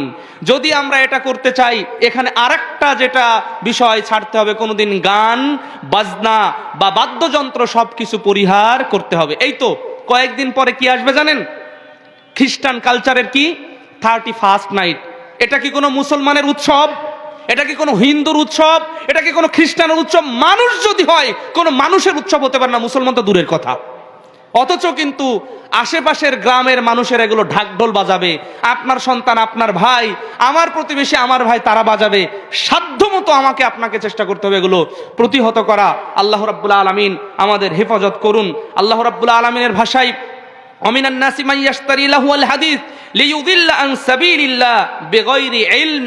আল্লাহ রাব্বুল আলামিন এদেরকে অনর্থক, অকর্ম এবং এদেরকে জাহান্নামী বলে নবী সাল্লাল্লাহু আলাইহি ওয়াসাল্লাম হিসাব করেছেন। সেই যুগে যখন গান বাজনা বাজতো, সাহাবায়ে কেরাম কানে আঙুল দিয়ে চলতো। তাহলে আমি আপনি যদি এই আমলটা করি, তাহলে আমাদের কানে আঙুল কি কানের আঙুল বের হবে? কান থেকে আঙুল কিন্তু বের হবে না। পরিবেশ পরিস্থিতি বড় জটিল, এর মধ্যেও আমাকে আপনাকে উত্তম চরিত্রবান হতে হবে। আমরা 7 নম্বর বলছিলাম গান বাজনা এবং বাদ্যযন্ত্র, এগুলো থেকে পরিহার করতে হবে। সবশেষে আমরা যেই কথা বলবো বলেই আলোচনা শেষের দিকে যাব, আপনাকে আমাকে সৎ ব্যক্তির সন্ধানে থাকতে হবে, ভালো মানুষের পাশে বসতে হবে। আজকের এই পরিবেশটা নিঃসন্দেহে ভালো পরিবেশ। যারা বাজারে আছে তারা কোন পরিবেশে আছে? যারা বাজারে আছেন ভালো করে শুনুন। আল্লাহ নবী সাল্লাল্লাহু আলাইহি ওয়াসাল্লামের জন্য বলছেন ইন্না আবগাদাল বিলাদ ইলাল্লাহি আসওয়াকুহা, নিশ্চয় আল্লাহর কাছে সবচেয়ে নিকৃষ্ট জায়গা হচ্ছে বাজার। ওখানে বাজার নিঃসন্দেহে আপনারা বলেছেন, নিষেধ করেছেন, তারপরে বাজার বসেছে। যে সমস্ত ভাইরা বাজারে দেন, বিশেষ করে মনোহরির ওই আসবাবপত্র মেয়েরা ভিড় করে, হে ভাই আপনি কান খুলে শুনুন, আপনার ব্যবসা পরিবর্তন করেন। যারা বাজারে আপনি ওই পুতুলের দোকান দিয়েছেন, আপনি ওই বিভিন্ন দোকান দিয়েছেন, ওই ব্যবসা আপনি পরিবর্তন করেন। কারণ আপনার ব্যবসার কারণে 5টা মেয়ে আসে আর তার পেছনে পেছনে 10টা ছেলেও যায়, নাউযুবিল্লাহ। সুতরাং কিছু ব্যবসা আছে আপনি বলবেন যে না এই ব্যবসা কেন করা যাবে না, এটা তো হালাল, কিন্তু এর সাথে হারাম টেনে নিয়ে আসছে, সুতরাং সেগুলো থেকে বিরত থাকতে হবে। যারা বাজারে আছেন, নিকৃষ্ট জায়গা আছেন, এই উৎকৃষ্ট জায়গায় আসবেন এবং ভালো মানুষের সাথে থাকবেন। এই জন্য তো আল্লাহ নবী সাল্লাল্লাহু আলাইহি ওয়াসাল্লাম তিনি বলছেন আল বারউ মা মান হাব, মানুষ তার সাথে থাকবে সে যাকে ভালোবাসে। আপনি ভালোবাসেন একজন আলেমকে, আপনি ভালোবাসেন পাঁচ ওয়াক্ত সালাতিকে, ভালোবাসেন আপনি মসজিদের ইমাম সাহেবকে, মুয়াজ্জিন সাহেবকে, আপনি তাদের সাথে তাদের সংস্পর্শে থাকবেন, ভালো কিছু পাবেন, আতরওয়ালার মতো আতরের ঘ্রাণ পাবেন। আর যদি আপনি ওই কর্মকারের পাশে বসেন, হাফরওয়ালার মতো আপনার, আল্লাহ নবী সাল্লাল্লাহু আলাইহি ওয়াসাল্লাম বলছেন তুহরিকু বাদানাক আও সাওবাক আও জাসাদাক, সে তোমার কাপড় পুড়িয়ে ফেলবে অথবা শরীর পুড়িয়ে ফেলবে, অথবা তুমি আও রিহান খাবিসা তাজিদু মিনহু রিহান খাবিসা, তুমি সেখান থেকে কমপক্ষে এমন গন্ধ পাবে যেই গন্ধটা তুমি নিতে পারবে না। সুতরাং আজকে আল্লাহ রাব্বুল আলামিন আমরা বলবো যে আমাদেরকে আতরওয়ালার সঙ্গী হওয়ার তৌফিক আল্লাহ আমাদের দান করুন, আল্লাহুম্মা আমিন। হাপরওয়ালা থেকে দূরে থাকার তৌফিক আল্লাহ আমাদের দান করুন, আল্লাহুম্মা আমিন। প্রিয় যুবক ভাই, শেষে এই কথা বলতে চাই, আপনার আমার শরীরের যেই রক্ত, এই প্রত্যেকটা ফোঁটা রক্ত আল্লাহর দেওয়া পবিত্র আমানত। যার শরীরে রক্ত উৎপাদন হয় না, বা হিমোগ্লোবিন কম বা নেই, উৎপাদন হচ্ছে না, সে বোঝে রক্তের কি প্রয়োজন। অথচ রক্ত অটোমেটিক্যালি, আপনি খান সবজি, খান চাউল ডাউল, আল্লাহ রাব্বুল আলামিন তৈরি করে দেন রক্ত। কি মেশিন আল্লাহ সুবহানাহু ওয়া তাআলা ফিট করেছেন, একটু চিন্তা করা দরকার। আল্লাহ রাব্বুল আলামিন কিভাবে আমাকে চালাচ্ছেন, কিভাবে আমি চলছি, কিভাবে আল্লাহ চালাচ্ছেন, কিভাবে চলছি, খাচ্ছি ঘাস লতাপাতা, সবজি, পালন শাক, লাল শাক, তারপরে ডাল গোশত, আর আল্লাহ করছেন রক্ত উৎপাদন। যদি সিগন্যাল বন্ধ হয়ে যায়, সবকিছু বন্ধ হয়ে যাবে। সুতরাং তার পূর্বেই আমাকে আপনাকে হিসাব করার দরকার, উত্তম চরিত্রবান হওয়া দরকার। আল্লাহ রাব্বুল আলামিন আমাদের প্রত্যেকে, নারী পুরুষ, যুবক যুবতী, ছেলে মেয়ে, সকলকে উত্তম চরিত্রবান হওয়ার তৌফিক আল্লাহ আমাদের দান করুন, আল্লাহুম্মা আমিন। এটাই হচ্ছে বাংলাদেশ আহলে হাদিস যুব সংঘের দাওয়াত। যুব সংঘের দাওয়াত এটাই। হে যুবক ভাই, আসুন পবিত্র কুরআন ও সহিহ হাদিসের আলোকে জীবন গড়ি। এমন চরিত্র গঠন করা যাবে না, এমন নেতার পেছনে যাবে না যেই নেতা একদিন আমাকে মারতে বলবে, একদিন গদি দখল করতে বলবে, যেই নেতা একদিন অন্যের উপর লাঠি পেটা করতে বলবে, লাঠি চার্জ করতে বলবে। ওই নেতা তো নেতা, ওই নেতার ধারে পাশে কেন ওই ট্রাকের পেছনে লেখা থাকে দেখবেন না, 100 গজ দূরে থাকুন কেন, আপনি 100 হাতের বেশি দূরে থাকবেন। আল্লাহ রাব্বুল আলামিন আমাকে আপনাকে হেফাজত করুন, আল্লাহুম্মা আমিন। আজকে যারা আপনারা এই প্রোগ্রামের আয়োজন করেছেন, আল্লাহ রাব্বুল আলামিনের কাছে আমরা দোয়া করছি, আল্লাহ রাব্বুল আলামিন সকলকে উত্তম পারিতোষিক দান করুন, আল্লাহুম্মা আমিন। আমরা আজকের এই প্রোগ্রাম যারা আয়োজন করেছেন, বুদ্ধি দিয়ে, শ্রম দিয়ে, মেধা দিয়ে, টাকা দিয়ে বিভিন্নভাবে সহযোগিতা করেছেন, মা বোনেরা আপনারা বিভিন্নভাবে সহযোগিতা করেছেন, সবার জন্য দোয়া করছে আল্লাহ রাব্বুল আলামিন। আল্লাহ এই ভালো কাজটুকু আমাদের পিতামাতা, আত্মীয় স্বজন, তাদের পর্যন্ত সওয়াবটা আপনি পৌঁছে দিন। কারণ আমরা ভালো আমল করলে তারা পাবেন, বদ আমল করলে পিতামাতা পাবেন। হিসাব কিন্তু কঠিন। ভালো সন্তান রেখে যাওয়ার চেষ্টা করি। সর্বশেষ যে কথা বলবো, এখন ডিসেম্বর মাস, জানুয়ারিতে আপনার মাথা ঠিক থাকবে না কোন স্কুলে কোন জায়গায় ভর্তি করব সন্তানকে। কমপক্ষে একটা প্রাইমারি লেভেল হোক বা মাধ্যমিক লেভেল হোক, আপনার সন্তানকে এমন জায়গায় কমপক্ষে পড়াবেন সে যেন অজু বোঝে, সলাত বোঝে, কিভাবে পিতামাতার জানাজার সলাত আদায় করাতে হয় সেটা বোঝে। কমপক্ষে আপনার কবরের পাশে যে রব্বির হামহুমা কামা রব্বায়ানি সগীরা, আল্লাহ আমার পিতামাতা ছোট্টবেলায় আমাকে যেভাবে লালন পালন করেছে, আল্লাহ আপনি পরকালীন জীবনে তাদেরকে সেভাবে আপনি হেফাজত করেন। এরকম দোয়াটুকু যেন কমপক্ষে পড়তে পারে, সেরকম ব্যবস্থা আমার আপনার করা উচিত, উচিত, উচিত, ফরজ, ফরজ, ফরজ। এজন্যই বলা হয়েছে তলাবুল ইলমি ফারিদ আলা কুল্লি মুসলিম। আপনার সব ইলম নিতে হবে না, কিন্তু ওযুর জ্ঞান নেই, সলাতের জ্ঞান নেই, কালেমা জানেন না, তারপর সূরা ফাতিহা জানেন না, আপনি পরিপূর্ণ মুসলিম এখন হতে পারেন নাই। আল্লাহ রাব্বুল আলামিন আমাকে আপনাকে হেফাজত করুন, আল্লাহুম্মা আমিন। সময় একটু বেশি নিয়ে ফেললাম। আল্লাহ রাব্বুল আলামিন আজকে যে আলোচনাগুলো করা হবে আপনারা মনোযোগ দিয়ে শুনবেন ইনশাআল্লাহ। আল্লাহ রাব্বুল আলামিন আমাদেরকে কবুল করুন, হায়াতে তাইয়্যিবা দান করুন, এবং শেষ নিঃশ্বাসটা যেন ঈমানের উপর, ইসলামের হালাতে হয়। আল্লাহ আমাদেরকে কবুল করে নিন, আল্লাহুম্মা আমিন। আকুলু কাওলি হাযা ওয়া আস্তাগফিরুল্লাহ লি ওয়া লাকুম ওয়া লিসাইরিল মুসলিমিন ফাস্তাগফিরু ইন্নাহু হুয়াল গফুরুর রহিম। আসসালামু আলাইকুম ওয়া রাহমাতুল্লাহি ওয়া বারাকাতুহু।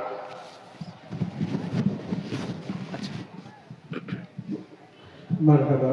মুহতারামকে অনেক মূল্যবান আলোচনা পেশ করার জন্য। আপনারা দ্বিতীয় আলোচকের আলোচনা কিছুক্ষণের মধ্যে শুনতে পাবেন ইনশাআল্লাহ। উনি আমাদের মাঝে উপস্থিত হয়ে গেছেন। সম্মানিত উপস্থিতি, মহান রব্বুল আলামিন পবিত্র কোরআন কারিমে বলতেছেন, ওয়া মান ইয়াতাওয়াক্কাল আলাল্লাহি ফাহুয়া হাসবুহ। যে মহান রব্বুল আলামিনের উপর ভরসা করে, মহান রব্বুল আলামিন তার জন্য যথেষ্ট। ঠিক কি না? মহান রব্বুল আলামিনের উপর যদি আমরা ভরসা করতে পারি, মহান রব্বুল আলামিন আমাদের জন্য যথেষ্ট হয়ে যাবে। আমরা সব ক্ষেত্রে সর্ব অবস্থাতেই আমরা কিন্তু মহান রব্বুল আলামিনকে ভরসা করতে পারি না।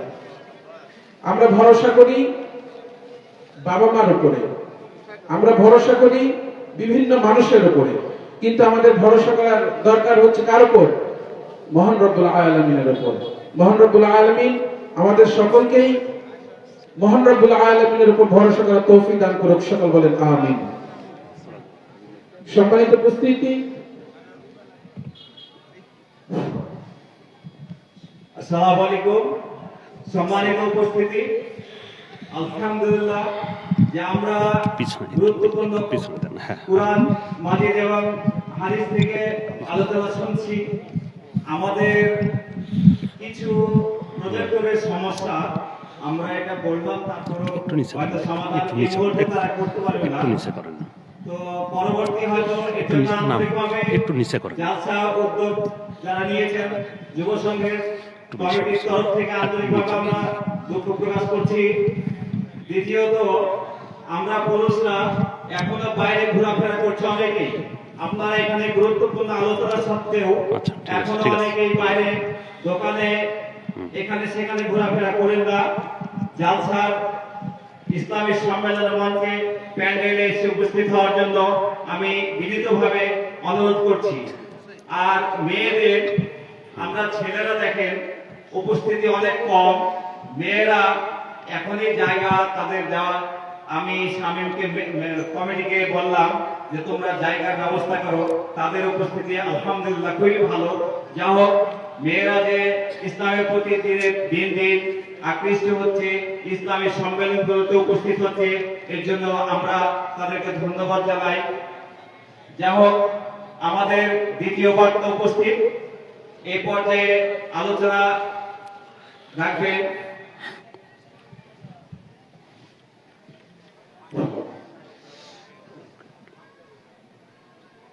সম্মানিত উপস্থিত, আমাদের আজকের ইসলামী সম্মেলনের দ্বিতীয় বক্তা শায়খ ডক্টর মোহাম্মদ আব্দুল হালিম বিন ইলিয়াস, শিক্ষক আস-সালাফি আল মারকাজুল আস-সালাফি নওদাপাড়া রাজশাহী ও কেন্দ্রীয় দপ্তর সম্পাদক আউল হাদিস আন্দোলন বাংলাদেশ।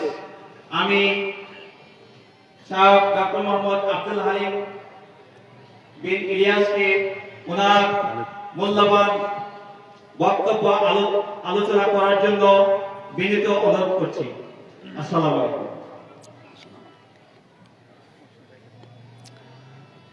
আসসালামু আলাইকুম ওয়া রাহমাতুল্লাহ।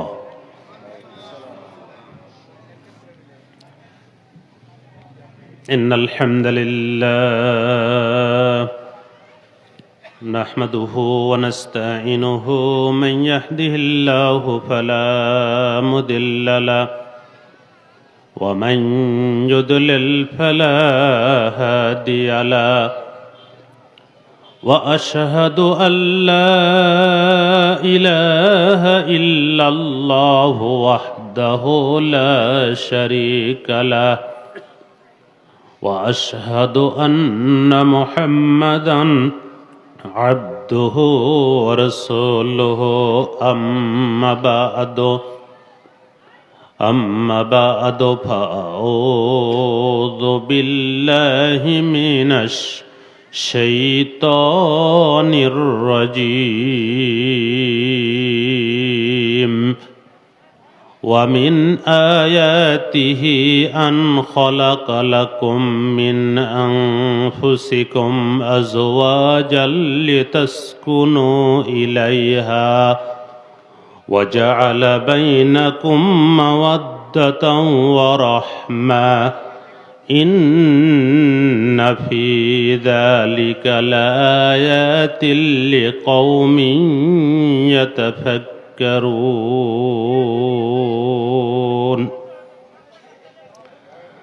عن عبد الله بن عمرو رضي الله عنه قال قال رسول الله صلى الله عليه وسلم إن الدنيا كلها متاع وخير متاع الدنيا المرأة الصالحة رواه মুসলিম। আজকে হড়গ্রাম পূর্ব শেখপাড়া রাজশাহী এর ঐতিহ্যবাহী আহলে হাদিস মসজিদের যুব সমাজ যুব সংঘের উদ্যোগে আয়োজিত ইসলামী সম্মেলনের মোহতারাম সম্মানিত সভাপতি, প্রধান অতিথি, বিশেষ অতিথিবৃন্দ, সম্মানিত আলোচক, প্রধান আলোচক, আহলে হাদিস আন্দোলন বাংলাদেশের খুলনা জেলার সম্মানিত সভাপতি মাওলানা জাহাঙ্গীর আলম, এছাড়াও আলোচক নির্ভেজাল তাওহীদের ঝান্ডাবাহী এদেশের অনন্য যুব সংগঠন বাংলাদেশ আহলে হাদিস যুব সংঘের কেন্দ্রীয় সাধারণ সম্পাদক এবং আল মারকাজুল ইসলামী আস-সালাফির সম্মানিত শিক্ষক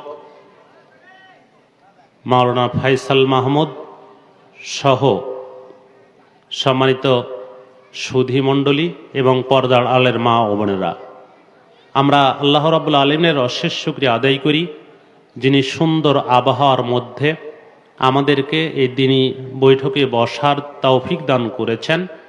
তাঁর শুকরিয়া আলহামদুলিল্লাহ।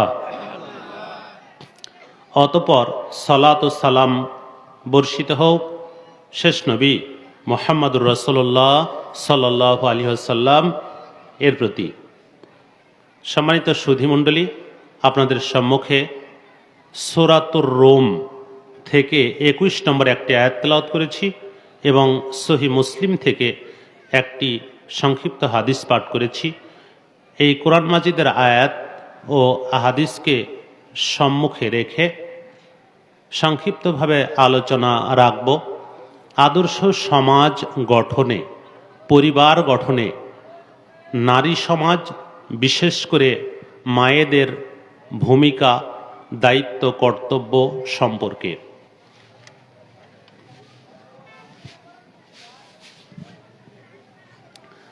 আমি শুনলাম বক্তব্যের শুরুতেই মা বোনদের মোবারকবাদ, ধন্যবাদ জানাচ্ছি এজন্য যে পুরুষ প্যান্ডেলে লোকের সমাগম তুলনামূলক কম, মহিলা প্যান্ডেলে লোকের মা বোনদের সমাগম অনেক বেশি। এ কারণে মায়েরা, বোনেরা তারা আলোচনা শোনার জন্য অনেক এগিয়ে এসেছেন। আর আপনাদের পুরুষ যারা আছেন তারা বাহিরে ঘোরাফেরা করছেন বেশি। মায়েরা এগিয়ে এসেছেন আলোচনা শোনার জন্য, বোনেরা এগিয়ে এসেছেন। এজন্য আমরা আমাদের সম্মেলনের পক্ষ থেকে মা বোনদের মোবারকবাদ জানাচ্ছি, ধন্যবাদ জানাচ্ছি। সম্মানিত সুধীমণ্ডলী, এই পৃথিবী পরিচালনার জন্য আল্লাহ রাব্বুল আলামিন মানুষ সৃষ্টি করেছেন। মানুষের মধ্যে আছে পুরুষ জাতি, আছে নারী জাতি। পৃথিবীতে শুধু যদি আমাদের আকাঙ্ক্ষা অনুযায়ী আমরা যারাই মা বাবা আছি তারাই বিবাহের পর থেকে শুধু আকাঙ্ক্ষা করি আমার একটা ছেলে হোক, আমার 2টা ছেলে হোক, আমার 3টা ছেলে হোক, আমার 5টা ছেলে হোক, আমার মেয়ে একটাও না হোক, এরকম অনেকেরই কামনা। তো শুধু যদি পুরুষ হয় পৃথিবীতে তাহলে কি পৃথিবী চলবে? একটু কথা বলেন, চলবে বলেন তো? আজ থেকে 10 বছর 20 বছর কারো কোনো মেয়ে সন্তান হলো না, শুধু ছেলে হলো, শুধু ছেলে, তাহলে কি পৃথিবী চলবে? পৃথিবী চলবে না। আবার শুধু মেয়ে হলো, শুধু মেয়ে হলো, ছেলে কারো হলো না, তাহলে কি পৃথিবী চলবে? চলবে না। আল্লাহ রাব্বুল আলামিন সৃষ্টিকর্তা, তিনি একটা ব্যালেন্স করে, সমতা করে কাউকে ছেলে দেন, কাউকে মেয়ে দেন, আবার কাউকে ছেলে মেয়ে কিছুই দেন না, কাউকে শুধু ছেলে দেন, কাউকে মেয়ে দেন। ছেলে মেয়ে দেওয়ার মালিক আমি আপনি না আল্লাহ? আমি আপনি নই, ছেলে মেয়ে দেওয়ার মালিক আল্লাহ। আল্লাহ আপনাকে আমাকে যে সন্তানই দিক না কেন, সে সন্তান আদর্শ হয়ে যদি গড়ে ওঠে, তাহলে সে সন্তান পিতামাতার দুনিয়াবী জীবনে মুখ উজ্জ্বল করবে, পরকালীন জীবনে পিতামাতার জান্নাতে মর্যাদা বাড়িয়ে দেবে। এজন্য সন্তান ছেলে হোক মেয়ে হোক, এটাকে আদর্শ করে যোগ্য করে মানুষ করে তোলার দায়িত্ব পিতামাতার। যেটা বলতে চাচ্ছিলাম, একজন পুরুষ সামনে এগিয়ে যাওয়ার জন্য সবচাইতে যেটা যিনি বেশি ভূমিকা পালন করেন, তিনি হচ্ছেন মা, তিনি হচ্ছেন বোন, তিনি হচ্ছেন স্ত্রী। এজন্য কবি কোরআন হাদিস আলোচনার আগে একটা ছোট্ট কবি কাজী নজরুল ইসলামের বাক্য আপনাদের শোনাচ্ছি, কবিতার অংশ। তিনি বলছেন, কোনো কালে একা হয়নি কেউ জয়ী, পুরুষের তরবারি শক্তি দিয়েছে, সাহস দিয়েছে বিজয়ী লক্ষ্মী নারী। যদি আমরা লক্ষ্মী শব্দতে বিশ্বাস করি না, কিন্তু তিনি তার কবিতার ভাষায় বিষয়টা বলেছেন, পুরুষের তরবারি কখনো একাকী বিজয়ী হতে পারেনি, যতক্ষণ না পিছন থেকে পাশ থেকে তাকে নারী সাহস জুগিয়েছে, তাকে সান্ত্বনা দিয়েছে, তাকে উৎসাহ দিয়েছে। বিশ্বের সর্বশ্রেষ্ঠ মানুষের নাম কি? মুহাম্মদ সাল্লাল্লাহু আলাইহি ওয়াসাল্লাম। মুহাম্মদ সাল্লাল্লাহু আলাইহি ওয়াসাল্লাম যখন ওহী পেলেন হেরা গুহায়, ওহী পেয়ে আসার পরে, ঘরে আসার পরে, তখন তিনি থর করে কাঁপছেন। আর খাদিজাকে বলছেন, খাদিজা জাম্মেলুনি জাম্মেলুনি, আমাকে চাদর জড়াও, আমাকে চাদর জড়িয়ে দাও। লাকাদ খাশিতু আলা নাফসি, মনে হচ্ছে আমি আমার আত্মার উপরে ভয় করছি, মনে হচ্ছে আমি মরে যাব, আমি ভয় পাচ্ছি। খাদিজা আমাকে চাদর জড়িয়ে দাও, আমাকে চাদর জড়িয়ে দাও। মুহাম্মদ সাল্লাল্লাহু আলাইহি ওয়াসাল্লাম পৃথিবীর শ্রেষ্ঠ মানুষ, উনি ওহী পেয়ে হেরা গুহায় ঘরে এসে নতুন কিছু দেখে ভয়ে আঁতকে উঠলেন। এমত অবস্থায় তাকে সবচেয়ে যিনি কাছে এসে সান্ত্বনা দিয়ে তার অন্তরে আশার বাণী সঞ্চার করেছিলেন, তিনি হচ্ছেন মুহাম্মদ সাল্লাল্লাহু আলাইহি ওয়াসাল্লামের প্রথম স্ত্রী খাদিজা রাদিয়াল্লাহু আনহা। খাদিজা তার কথা কিছু শুনে, সবকিছু শুনে, বিস্তারিত বলছি না, সংক্ষিপ্ত শুধু তিনি বলছেন, আপনার কোনো ভয় নাই, চলেন তো আমার চাচাতো ভাই ওয়ারাকা বিন নাওফলের কাছে যাই। ওয়ারাকা বিন নাওফলের কাছে সবকিছু শুনলেন, শুনে তিনি তাকে বলছেন, হাজান নামুস, এটা হচ্ছে আসমানি ফেরেশতা মুহাম্মদ, তোমার কোনো ভয় নাই, তোমার কাছে সে স্বয়ং আল্লাহর আসমানি ফেরেশতা। সুবহানাল্লাহ। মুহাম্মদ সাল্লাল্লাহু আলাইহি ওয়াসাল্লাম অন্তরে প্রথমে ভয়ে মরার আশঙ্কা করলেন, এমত অবস্থায় তার এই ভয়টা দূর করে দিল কে? খাদিজা সান্ত্বনা দিয়ে। কে দূর করে দিল? খাদিজা সান্ত্বনা দিয়ে তাকে দূর করে দিল তার এই ভয়টা। খাদিজা তার স্ত্রী, খাদিজা নারী জাতির জন্য, এখানে শুরুতেই খাদিজা নারী জাতির জন্য স্বামীর জীবনে সান্ত্বনা দানকারিণী একজন আদর্শ মহিলা। সম্মানিত সুধীমণ্ডলী, যেটা বলতে চাচ্ছিলাম, সমাজের পরিচালক হবে পুরুষ, রাষ্ট্রের পরিচালক হবে পুরুষ, মসজিদের ইমাম হবে পুরুষ, বাড়ির কর্তা হবে পুরুষ। এটা আল্লাহ দিয়েছেন তাকে এই মর্যাদা। আল্লাহ বলছেন, আর রিজালু কাওয়ামুনা আলান নিসা, পুরুষরা হচ্ছে নারীদের পরিচালক, নেতৃত্বের অধিকারী। তবে পুরুষের নেতৃত্বটাকে সার্বিকভাবে সহযোগিতা করবেন যারা, তারা হচ্ছেন নারী, তারা হচ্ছেন মা, তারা হচ্ছেন বোন, তারা হচ্ছেন মেয়ে জাতি। মনে রাখা ভালো, পুরুষকে আল্লাহ সমাজ পরিচালনার দায়িত্ব দিয়েছেন, রাষ্ট্র পরিচালনার দায়িত্ব দিয়েছেন, তবে মর্যাদায় নারীদের কোনো অংশ কম করেননি। আল্লাহ নারীদের মর্যাদা কম দেননি, বরং ক্ষেত্র বিশেষে আল্লাহ নারীদের মর্যাদা বেশি দিয়েছেন। সহিহ মুসলিম 1467 হাদিস, আব্দুল্লাহ বিন আমর রাদিয়াল্লাহু আনহু বলেন, রাসূলুল্লাহ সাল্লাল্লাহু আলাইহি সাল্লাম বলেছেন, ইন্নাদ দুনিয়া কুল্লুহা মাতাউন, নিশ্চয় সারা দুনিয়াই সম্পদ, ওয়া খায়রু মাতাইদ দুনিয়া আল মারআতুস সালিহা, সারা পৃথিবীর সম্পদের মধ্যে সবচাইতে উত্তম সম্পদ, সারা পৃথিবীতে যত সম্পদ আছে সবচাইতে উত্তম সম্পদ হচ্ছে আলমার আতুস সালেহা, একজন সতী নারী। মোহাম্মদ সাল্লাল্লাহু আলাইহি ওয়াসাল্লাম, নবী মোহাম্মদ সাল্লাল্লাহু আলাইহি ওয়াসাল্লাম সারা পৃথিবীর সম্পদকে দাঁড়িপাল্লার এক পাল্লায় রাখলেন, আর সারা পৃথিবীর সম্পদের মধ্যে একজন নারী জাতিকে, একজন আদর্শ মাকে, একজন আদর্শ স্ত্রীকে দাঁড়িপাল্লার আরেক পাশে রাখলেন, রেখে বললেন, আমি নবী বলছি সারা পৃথিবীর সম্পদের সবচাইতে উত্তম সম্পদ হচ্ছে একজন আদর্শ নারী। আপনাকে আল্লাহ পৃথিবীর শ্রেষ্ঠ সম্পদ বলেননি, পুরুষ জাতিকে আল্লাহ শ্রেষ্ঠ সম্পদ বলেননি, শ্রেষ্ঠ সম্পদ বলেছেন কাকে? নারীকে। বলেন তো কাকে? নারীকে। দেখুন তো হাদিস দু একটা লক্ষ্য রাখেন, হাদিসগুলো জেনে আপনি আশ্চর্য হয়ে যাবেন। তিরমিজির 2914 হাদিস, আনাস রাদিয়াল্লাহু আনহু বলেন, রাসূলুল্লাহ সাল্লাল্লাহু আলাইহি ওয়াসাল্লাম বলেছেন, মানা আলা জারিয়াতাইনে, যে ব্যক্তি দুইটা কন্যা সন্তানকে লালন পালন করবে, মানা আলা জারিয়াতাইনে, যে ব্যক্তি দুইজন কন্যা সন্তানকে লালন পালন করবে, দাখাল তো আনা ওয়াহুয়া আল জান্নাহ, ওই ব্যক্তি আর আমি নবী, যে ব্যক্তি দুইজন কন্যা সন্তানকে লালন পালন করবে, ওই ব্যক্তি এবং আমি নবী দুইজন জান্নাতে এই দুই আঙ্গুলের কাছাকাছি, এই দুই আঙ্গুলের ন্যায় কাছাকাছি অবস্থান করব। মেয়ে সন্তান লালন পালন এমন একটা মর্যাদার বিষয়, মেয়ে সন্তান লালন পালন এমন একটা মর্যাদার বিষয়, মেয়ে সন্তান লালন পালন করলে নবীর সাথে জান্নাতে থাকা যাবে, নবীর কাছাকাছি জান্নাতে থাকা যাবে, নবীর কাছাকাছি জান্নাতে থাকা যাবে।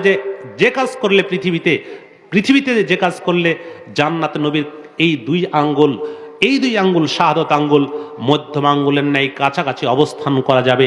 এই আমলটা হচ্ছে পৃথিবীতে, এই আমল হচ্ছে পৃথিবীতে একজন মেয়ে, দুইজন মেয়ে সন্তানকে লালন পালন করা। হতে পারে এটা আপনার নিজের মেয়ে, আপনার নিজের মেয়ে নাই, হতে পারে এটা আপনার বোন, আপনার নিজের বোন নাই, হতে পারে আপনার অন্য কোনো আত্মীয় স্বজনের মেয়ে, তাদেরকে আপনি দেখাশোনা করেছেন, হতে পারে আপনার ছেলের বউ, তাকে আপনি দেখাশোনা করেছেন নিজের মায়ের মতো করে, নিজের মেয়ের মতো করে, হতে পারে আপনার নিজের ছেলের বউ, আপনার বোন, আপনার মেয়ে, যে কোনো মেয়ে যাদেরকে আপনি নিজে আল্লাহর সন্তুষ্টির জন্য উদ্দেশ্যে আপনি তাকে লালন পালন করবেন, আপনি তাকে ভালোবাসবেন আল্লাহর সন্তুষ্টির জন্য, তাকে ভালোবেসে তাকে লালন পালন করে নবীর সাথে এই দুই আঙ্গুলের ন্যায় পাশাপাশি জান্নাতে অবস্থান করতে পারবেন।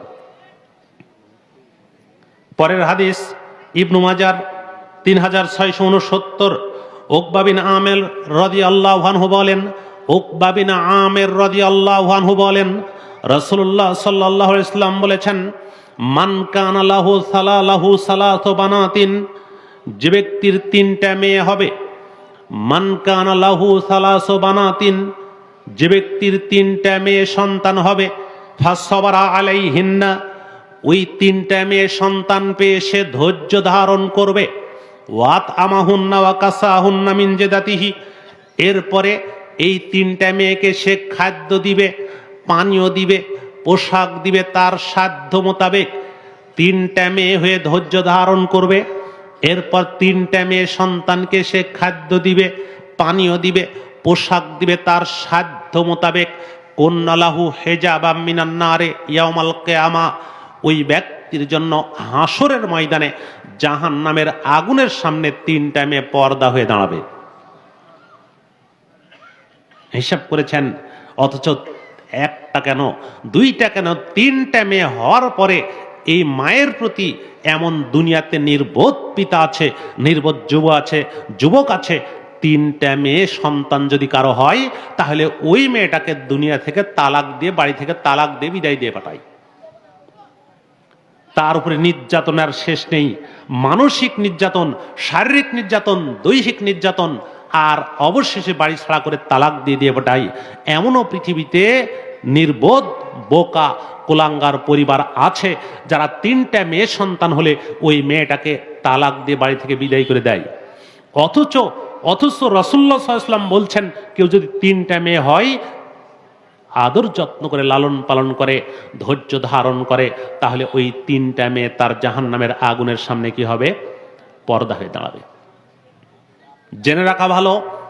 এবার আপনাকে হাদিস দুটা শুনিয়ে দিলাম, এবার আপনাকে বাস্তব ইঙ্গিত দিচ্ছি। আপনার 3টা মেয়ে কেন, 3টা ছেলে কেন, 4টা ছেলে কেন, 5টা ছেলে কেন? আপনার যদি 10টা ছেলে সন্তান হয়, 10টা ছেলে সন্তান যদি হয়, 10টা ছেলে সন্তানকে বাংলাদেশের এদেশের আধুনিক শিক্ষায় শিক্ষিত করে ঢাকা বিশ্ববিদ্যালয়ে লেখাপড়া করেছেন, MA পাশ করেছে, এরপর বৃত্তি নিয়ে আমেরিকার অক্সফোর্ড ইউনিভার্সিটিতে লেখাপড়া করে PhD ডক্টরেট ডিগ্রি অর্জন করে 10টা ছেলে আবার ঢাকা বিশ্ববিদ্যালয়ের শিক্ষক হয়েছে। এই 10টা ছেলে আপনার সামনে আপনি মানুষ করেছেন, ওই 10টা ছেলে জাহান্নামের আগুনের জন্য আপনার সামনে পর্দা হবে বলে পৃথিবীতে কোনো হাদিস কোরআনে বর্ণিত নাই। তবে হ্যাঁ, একটি হাদিস ছেলে মেয়ে উভয়ের ব্যাপারে সমভাবে প্রযোজ্য, একটি হাদিস ছেলে মেয়ে উভয়ের জন্য সমভাবে প্রযোজ্য। সহিহ মুসলিম 1631 হাদিস। আবু হুরায়রা রাদিয়াল্লাহু আনহু বলেন, রাসূলুল্লাহ সাল্লাল্লাহু আলাইহি সাল্লাম বলেছেন, ইযা মাতাল ইনসান, মানুষ যখন মরে যায়, ইনকাতা আনহু আমালুহু, তখন তার সব আমলের দরজা বিচ্ছিন্ন হয়ে যায়, ইল্লা মিন সালাসাতিন, কেবল 3টা ব্যতীত, সাদাকাতিন জারিয়াতিন, সাদাকায়ে জারিয়া, আও ইলমিন ইউনতাফাউ বিহি, অথবা উপকারী বিদ্যা, আও ওয়ালাদিন সালিহিন ইয়াদউ লাহু, আও ওয়ালাদিন সালিহিন ইয়াদউ লাহু, সৎ সন্তান, নেক সন্তান, যে সন্তান তার পিতামাতার জন্য দোয়া করে, হোক ছেলে হোক মেয়ে, হোক ছেলে হোক মেয়ে। ছেলে যদি সৎ হয়, মেয়ে যদি সৎ হয়, ছেলে যদি সৎ হয়, মেয়ে যদি সৎ হয়, সৎ ছেলে সৎ মেয়ে, নেককার ছেলে নেককার মেয়ে, দিনদার ছেলে দিনদার মেয়ে যদি দোয়া করে, রাইফেলের গুলি বুলেটের গুলি লক্ষ্যচ্যুত হয়ে যেতে পারে, নেককার ছেলে মেয়ে দোয়া করার সাথে সাথে পিতামাতার কবরে চলে যাবে। এখানে জানিয়ে যাচ্ছে আপনাকে, আপনার বাপ মা মারা গেছে, আপনি আপনার বাপ মার জন্য দোয়া করেন, আপনার জন্য দোয়া করে জন্য অনুরোধ জানিয়ে যাচ্ছি। আপনার বাপ মারা গেছে, মা মারা গেছে, বাপ জীবিত হোক মৃত হোক, মা জীবিত হোক মৃত হোক, বাপ জীবিত হোক মৃত হোক, মা জীবিত হোক মৃত হোক, ছেলের জন্য পিতামাতার জন্য, পিতামাতার জন্য সন্তানের ছেলে মেয়ের দোয়া করা আবশ্যক।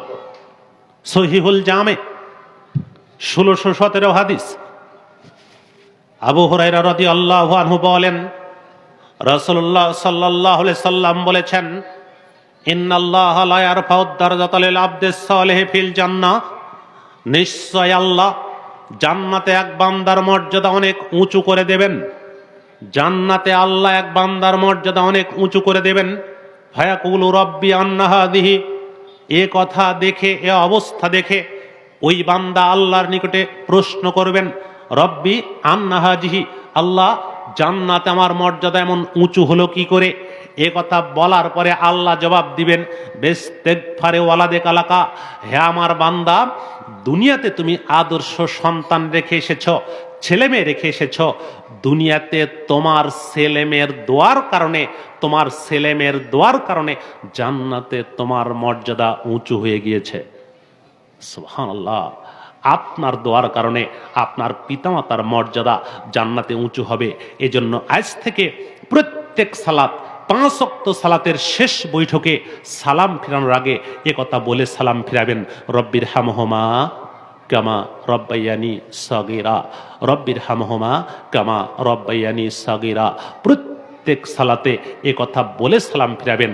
আপনার পিতামাতা জীবিত হোক, আপনার পিতামাতা মৃত হোক, দোয়া করার সাথে সাথে আপনার রিজিক যদি সৎ হয়, হালাল হয়, আপনার পোশাক যদি হালাল হয়, আপনার পিতামাতার কাছে দোয়ার সঙ্গে সঙ্গে পৌঁছবে, তারা উপকার পিতামাতার সঙ্গে সঙ্গে লাভ করবে। বলতে চাচ্ছিলাম, মেয়েরা ছেলেদের চাইতে মান মর্যাদায় কম নয় বেশি, কিন্তু কারণটা কি? পৃথিবীতে কিছু মেয়ে আছে, তারা তাদের যথাযথ দায়িত্ব পালন করে না, করেনি, ফলে সমাজে বিশৃঙ্খলা দেখা দেয়, সমাজে অনাচার দেখা দেয়, অবিচার দেখা দেয়। সমাজে অনাচার অবিচার দেখা দেওয়ার পৃথিবীতে পৃথিবীতে মূলত তিনটা মাধ্যম: নারী, জমি, অর্থ। নারী, জমি, অর্থ, তিনটা সমাজে ফিতনা ফাসাদের একটা বড় কারণ। সমাজে নারী যদি নিজেদের কন্ট্রোলে রাখে, নারী যদি সমাজে সৎভাবে চলে, নারী যদি সমাজে ভালোভাবে চলে, সমাজের অনেক ফিতনা ফাসাদি দূর হয়ে যাবে। এজন্য আপনি যদি আদর্শ পরিবার বানাতে চান, আদর্শ সমাজ বানাতে চান, আদর্শ গ্রাম বানাতে চান, আদর্শ জাতি গঠন করতে চান, তাহলে আপনাকে শুরুতেই পরিকল্পনা করতে হবে। শুরুতেই আপনাকে পথ পদ্ধতি বেছে কাজ করতে হবে। নেপোলিয়ন বোনাপার্টের বক্তব্যটা মনে রাখবেন। তিনি বলছেন, give me an educated mother and I will give you an educated nation. আমাকে একটা শিক্ষিত মা দাও, আমি তোমাদেরকে একটা শিক্ষিত জাতি উপহার দেব। আমাকে একটা শিক্ষিত মা দাও, একটা শিক্ষিত সুশিক্ষিত মা দাও, আমি তোমাদেরকে একটা সুশিক্ষিত জাতি উপহার দেব। আপনি যদি সুশিক্ষিত জাতি চান, তাহলে সুশিক্ষিত মা নির্বাচন করুন বিবাহের আগেই। দেখুন, অথচ এদেশে বিবাহ করার আগে, যুবক বিবাহ করার আগে আগে দেখছে কয় লক্ষ টাকা যৌতুক পাবো, তাই না? বিবাহ করার আগে আগে দেখছে বিয়ে করলে কয় লক্ষ টাকা যৌতুক পাবো। যৌতুক পাবো না, যৌতুক আগে দরদাম করে, হাটে যেমন গরু কিনতে যে গরু দরদাম করে কিনে নিয়ে, গরু দরদাম করে কিনে নিয়ে ছাড় করে নিয়ে চলে আসে বিবাহ করার আগে। এবার দুই পক্ষ বসে দরদাম চলছে, কত টাকা যৌতুক দিবে। এ বলছে 1 লক্ষ, ও বলছে না 2 লক্ষ নিব, ও বলছে 2 লক্ষ না 3 লক্ষ নেব। সমাজের অবস্থা তাই না? সমাজের অবস্থা এটা। যদি বিবাহের আগেই আপনার নিয়ত এটা থাকে, তাহলে আপনার দ্বারা আদর্শ পরিবার পাওয়া সম্ভব হবে না।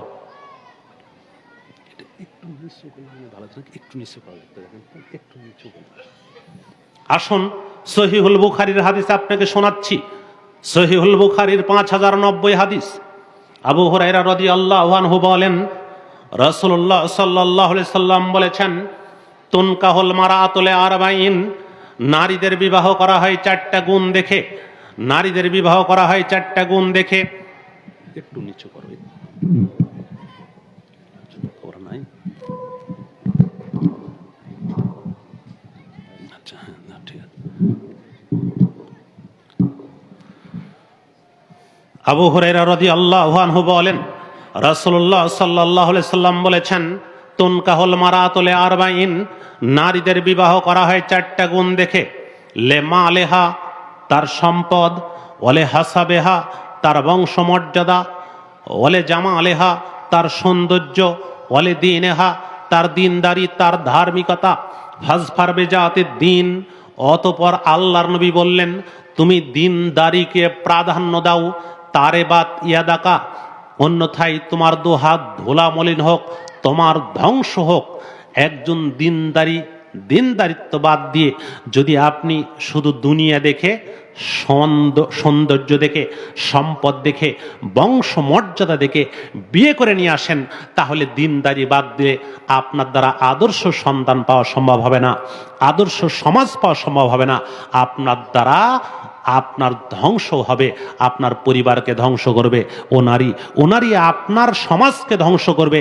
ও নারীর কাছ থেকে আদর্শ সন্তান পাওয়া সম্ভব হবে না। বিয়ে করে নিয়ে এসেছেন, যুবক বিয়ে করে নিয়ে এসেছে, পরের দিন সকালে যুবতী, আপনার গ্রামের মেয়েরা যুবতী মেয়েটাকে দেখতে এসেছে, বিবাহের বউকে দেখতে এসেছে, বিবাহের বউকে দেখতে এসেছে, দেখতে এসে দেখছে বিবাহের বউয়ের হাতের, নতুন বউয়ের হাতের আঙ্গুলটা এত বড় বড় লম্বা, হাতের নখটা এত বড় বড় লম্বা, মাথার চুলটা 1/2 হাত লম্বা, 1/2 হাত, মাথার চুলটা 1/2 হাত লম্বা। এরপরও কাটা সাজ পরে আসে, কাটা সাজ মানে পরে আসে, জিন্সের প্যান্ট পরে আছে। নতুন বউ বাড়িতে বিয়ে করে নিয়ে এসে বউটা জিন্সের প্যান্ট পরে আছে, তারপর প্যান্ট শুধু এমন প্যান্ট, হাঁটুতে কাটা, হাঁটুর নিচে ফাটা, এইখানে ছাঁটা। যদি এরকম বউ আপনার বিয়ে করে নিয়ে আসে, অথচ আপনার বাপ রাস্তা স্টলে বসে গল্প দিচ্ছে যে আমার বেটা বিয়ে করে নিয়ে এসেছে অমুক চেয়ারম্যানের বেটিকে,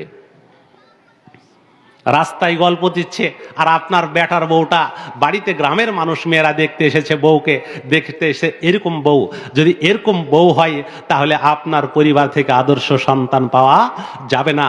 এবার হাজী সাহেব বাড়ির বাইরে বসে থেকে গলায় হাজার দানা তসবি দানা টিপছে হাজী সাহেব, হাতে সুন্দর একটা বেতের লাঠি আছে। এবার পরের দিনে সকালে উঠে এই বেটার বউটা তার বউটাকে বলছে, এই ডবলু, এই বল্টু, তাড়াতাড়ি মোটরসাইকেলটা বের করো। মোটরসাইকেলটা বের করে এবার পর্দার পাড়ে ঘুরতে যাবে। রাজশাহী পর্দার পাড়ে, পদ্মা নদীর পাড়ে ঘুরতে যাবে। বলছে, এই বল্টু, মোটরসাইকেলটা বের করো। কারণ যুবকের নাম বল্টু, মুসলমানের নাম না, হিন্দুর নাম না, খ্রিস্টানের নাম, বুঝার কোনো কায়দা নাই। বলছে, এই বল্টু, তাড়াতাড়ি মোটরসাইকেল বের করো। মোটরসাইকেল বের করেছে। এবার পিছনে এক নায়িকা বসেছে। নায়িকার পেট আটা, নায়িকার এইখানে কাটা, এইখানে ফাটা, এইখানে আটা, এইখানে উঁচু, এইখানে নিচু, এরকম পোশাক পরে এবার বল্টুর পিছনে বসেছে নায়িকা। এবার বল্টু পরেছে মাথায় একটা বড় হেলমেট, বল্টু পরেছে দুই হাতে দুটা গ্লাভস, বল্টু গলায় একটা এই বাঁধছে। আর নাম কি ভাই? আর নাম কি? টাই বাঁধছে গায়ে, আর শু লাগিয়েছে। 500 পাওয়ারের চশমা দিয়ে খুঁজে বল্টুর একটা লোম দেখা যাবে না। আর বল্টুর পিছনে বসে আছে দাও সেই নায়িকা। এবার তসবি টানা টিপছে হাজী সাহেব, তসবি দিয়ে হাজী সাহেবের সামনে বের হয়ে চলে যাচ্ছে নায়ক নায়িকা পদ্মা নদীর পাড়ে বেড়াতে। হাজী সাহেবের বলার কোনো ক্ষমতা নাই, কিছু বলতে পারো না হাজী সাহেব। অথচ বলা উচিত ছিল, হাজী সাহেব, এই আমার বেটা দাঁড়াও, তুমি তোমার বউকে নিয়ে বের হয়ে যেতে পারো, খবরদার যেতে পারো, কিন্তু তুমি তোমার বউকে বের হয়ে যাওয়ার আগে পূর্ণ পর্দা করে বোরখা পরে পদ্মা নদীর পাড়ে বেড়াতে নিয়ে যাও। যদি এটা না করো তাহলে আমি লাঠি দিয়ে পিটিয়ে এখানে শুয়ে ফেলবো, তোমাকে বাড়ি থেকে বের হতে দেবো না। এটা বলা উচিত ছিল, বলতে পারবে না কেন? বেটার বউ বলছে, এই বের হচ্ছে না তাড়াতাড়ি, মোটরসাইকেল তো আমার বাপের দেওয়া, এটা বের হতে হবে। যুবক, বিয়ে করার আগে তুমি বলো, আল্লাহ আমাকে পুরুষ করেছেন, আমি 5,000 টাকা নগদ মোহরনা দিয়ে বিয়ে করে নিয়ে আসবো ইনশাআল্লাহ। বলতে পারবেন না? আল্লাহ আপনাকে পুরুষ করেছেন, আল্লাহ আপনাকে মর্যাদা দিয়েছেন, আল্লাহ আপনাকে শক্তি দিয়েছেন। মোহরানা লাখ লাখ টাকা বাঁধার দরকার নাই। অথচ এদেশে মোহরানা হচ্ছে 4,04,495 টাকা 50 পয়সা। ওই 400 টাকার একটা কানফুল নাকফুল এটা নগদ, আর 4 লাখ টাকা বাকি, আজীবন বাকি, জীবনে কোনোদিন দেওয়া নাই, জীবনে কোনোদিন দেওয়ার কোনো খবর নাই। এটা চলছে মোহরানা। খবরদার যুবক, তোমাকে বলছি, যুবক তুমি বলো, আমার মেয়ে পছন্দ, প্রস্তাব দাও, আমি 10,000 টাকা নগদ মোহরানা দিতে পারবো, বিয়ে দিলে দাও, নাহলে না দাও, আমি ওরকম মেয়ে পছন্দ করি না যারা 4 লাখ টাকা মোহরানা জীবনে আদায় করতে পারবে না, দেওয়ার কোনো খবর নাই। যারা এরকম অভিভাবক, বলে দাও ওইরকম মোহরানার ওই মেয়েকে আমার বিয়ে কোনো দরকার নাই। বলছি, বিয়ে হবে সহজ পদ্ধতিতে, তাহলে পরিবারে সুখ শান্তি বিরাজ করবে। বিয়ে সুখ শান্তি বিরাজ করবে যদি পরিবারে বিবাহটা সহজ পদ্ধতিতে হয়। সম্মানিত সুধী মণ্ডলী, 4টি গুণ দেখে নারীকে বিবাহ করবেন। এই নারী আপনাকে ইহকালে পরকালে জান্নাতবাসী করবে, ইহকালে পরকালে আপনাকে সুখ শান্তিতে সাফল্য দান করবে। এই 4টা গুণ দেখে বিয়ে করার মধ্যে সবচেয়ে উত্তম গুণ হচ্ছে নারীর দিনদারি, নারীর ধার্মিকতা। যদি নারীর দিনদারি থেকে বিবাহ করেন, ধার্মিকতা থেকে বিবাহ করেন, তাহলে এই নারী আপনার ইহকালে সম্পদ, পরকালে আপনার জন্য জান্নাতের মাধ্যম হবে। মনে রাখা ভালো, সালাত যেমন ফরজ, সিয়াম যেমন ফরজ, হজ যেমন ফরজ, অনুরূপভাবে পর্দার বিধান পালন করাও নারীর জন্য ফরজ। কোন নারী সালাত আদায় করে, কোন নারী সিয়াম পালন করে, কোন নারী যাকাত দেয়, পর্দার বিধান মানে না, ও নারী জান্নাতে যেতে পারবে না। শুনুন, সূরা হাজাব 33 নম্বর আয়াত, মহান আল্লাহ বলেন, ওয়াকারনা ফি বুয়ুতিকুন্না ওয়ালা তাবাররাজনা তাবাররুজাল জাহিলিয়াতিল উলা। হে নারী, তোমরা নিজেদেরকে ঘরে আবদ্ধ রাখো।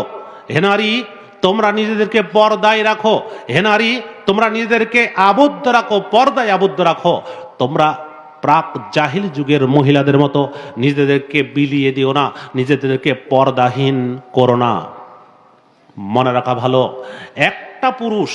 একটা পুরুষ সারা দিন মাথায় মাটি কেটেছে, 2 মণ 3 মণ ওজনের চাউলের বস্তা, আলুর বস্তা মাথায় পুরে নিয়ে ট্রাকে তুলেছে, বাসে তুলেছে, ভ্যানে তুলেছে, সারা দিন পরিশ্রম করে চাকরি করে সংসারের জন্য সন্ধ্যাবেলায় হাতে একটা ব্যাগ নিয়ে বাজার করে নিয়ে তরকারি মাছ কিনে নিয়ে বাড়িতে ঢুকছে।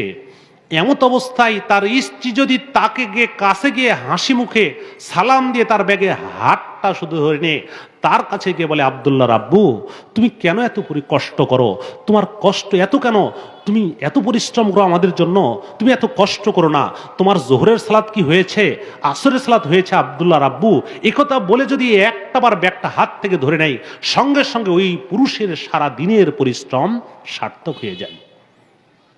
তাই হয় না?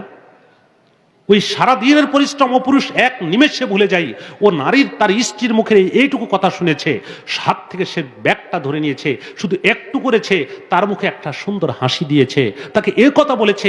এই সারা দিনের পুরুষের পরিশ্রমটা, সারাদিন তার জীবনটা আনন্দে ফুর্তিতে নিমেষে ভরপুর হয়ে যায়। কিন্তু এ পুরুষ সারাদিন পরিশ্রম করে মাথার ঘাম পায়ে ফেলে কষ্টের পর কষ্ট করে টাকা উপার্জন করে সন্ধ্যাবেলা বাড়িতে ঢুকছে, ঢোকার পর দরজায় সালাম দিয়ে ঢুকেছে, দরজায় ঢুকে দেখছে দরজা তো লাগানো, ভিতরে বাড়িতে তার স্ত্রী বসে এইভাবে মোবাইল টিপছে, নষ্ট নাচ দেখছে, নষ্ট নাচ দেখছে, নষ্ট ড্যান্স দেখছে, নষ্ট গান শুনছে। যদি এটা করে, দরজায় ধাক্কা দিয়ে সন্ধ্যাবেলায় তার স্ত্রী অবশেষেছে, আসার পরে হাতে ব্যাগ দেখেছে, ব্যাগে একটা সুন্দর শাড়ি কিনে নিয়ে এসেছে স্ত্রীর জন্য, নিজে পছন্দ করে ব্যাগটা হাতে নেওয়ার পরেই তার স্ত্রী যদি বলছে, ব্যাগটা দেখে এই শাড়িটা দেখে বলছে, কি শাড়ি নিয়ে এসেছো? ওই পাড়ার ফেন্সির মায়ের শাড়িটাই তোমার চাইতে ভালো, এই শাড়ির চাইতে, এই বলে যদি ব্যাগের শাড়িটা সে ফেলে দেয়, তাহলে ওই পুরুষের জীবনটা তখন ওলট পালট হয়ে যায়। এই পুরুষ তখন চিন্তা করে, হায় হায়, সারাদিনের পরিশ্রম আমার ব্যর্থ। তখন এই পুরুষটা মনে করে, হয় আমি এখন আত্মহত্যা করব, নইলে আমার ওই বেয়াদবি স্ত্রীটাকে হত্যা করব। তাই বলে না? নিমেষের মধ্যে তার মনটা পরিবর্তন হয়ে যায়, এই পুরুষের মনটা নিমেষে পরিবর্তন হয়ে যায়। এই জন্য বাংলাতে একটা কথা বলা হয়, সংসার সুখের হয় রমণীর গুণে। তাই না ভাই? সংসার সুখের হয় কার গুণে? রমণীর গুণে।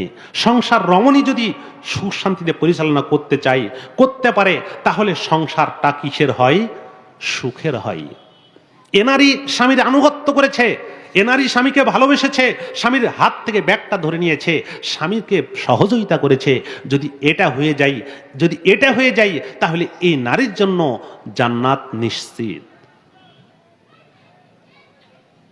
আনাস রাদিয়াল্লাহু আনহু বলেন, রাসূলুল্লাহ সাল্লাল্লাহু আলাইহি সাল্লাম বলেছেন, আল মারাতু ইজা সাল্লাত খামসাহা, নারী যখন 5 ওয়াক্ত সালাত আদায় করবে, মনোযোগ দিয়ে শুনুন নারীরা, নারী যখন 5 ওয়াক্ত সালাত আদায় করবে, ওয়া সামাত শাহরাহা, রমজানের সিয়াম পালন করবে, ওয়া হাসানাত ফারজাহা, নিজের লজ্জা স্থানের হেফাজত করবে, দেহের হেফাজত করবে, ওয়া তাআত বালাহা, স্বামীর আনুগত্য করবে, ফাতাদখুলু মিন আইয়া আবওয়াবিল জান্নাতে সাত, তখন 4টা কাজ করার পরে জান্নাতের 8টা দরজা সঙ্গে সঙ্গে ওই নারীর জন্য খুলে যায়। সে এখন যে দরজা দিয়ে ইচ্ছা জান্নাতে চলে যাবে। আপনি পুরুষ, আপনার জন্য অত সহজ না। একটা নারী 4টা কাজ করার সাথে সাথে জান্নাতের সব দরজা তার জন্য খুলে গেল। সে যে দরজা দিয়ে ইচ্ছা এখন জান্নাতে চলে যাবে। নারী যদি স্বামীর আনুগত্য করে, নারী স্বামীর আনুগত্য করার সাথে সাথে ওর জন্য জান্নাতের দরজা খুলে গেল। নারী সালাত আদায় করে, নারী সিয়াম পালন করে, নারী পর্দায় থাকে, নারী স্বামীর আনুগত্য করে না, ওই নারীর জান্নাত হারাম, ওই নারীর জন্য জান্নাতে যাওয়া সহজ হবে না, ওই নারীর জন্য জান্নাতে যাওয়া সহজ হবে না।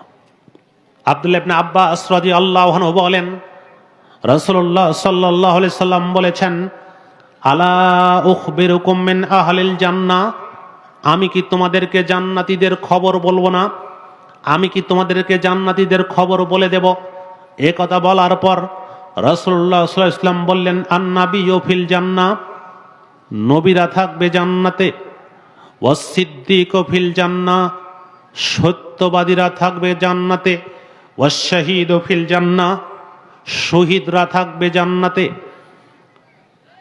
এ কথা বলার পরে, কয়েকটা বাক্য বলার পরে রাসূলুল্লাহ সাল্লাল্লাহু আলাইহি ওয়াসাল্লাম বললেন, ওয়া নিসাউকুম মিন আহলিল জান্নাহ, তোমাদের ওই নারীরা জান্নাতি, আল ওয়াদুদ, যারা স্বামীর সাথে গভীর প্রেম বিনিময়কারিণী, যারা স্বামীর সাথে সুসম্পর্ক বিনিময়কারিণী, যারা স্বামীর সাথে ভালো সম্পর্ককারিণী, যারা স্বামীর সাথে উত্তম সম্পর্ককারিণী, স্বামীর সাথে উত্তম সম্পর্ককারিণী, স্বামীর সাথে ভালো সম্পর্ককারিণী মেয়েদের নাম আল্লাহ রাব্বুল আলামিনের ফেরেশতা জান্নাতে লিপিবদ্ধ করে নেন। আজকাল স্বামীরা নিজের স্বামীর সাথে উত্তম সম্পর্ক প্রেম বিনিময় করতে পারে না, স্বামীর সাথে উত্তম প্রেম বিনিময় করতে পারে না। আজকাল অধিকাংশ মেয়েরা দেবরের সাথে মোটরসাইকেলের পিছনে চড়ে গায়ে গা লাগিয়ে রাস্তায় চলতে চলতে খুশ গল্প করে। সমাজে আছে না নাই? বলেন তো, সমাজে আছে না নাই? সমাজে আছে। এই মেয়েরা জাহান্নামী।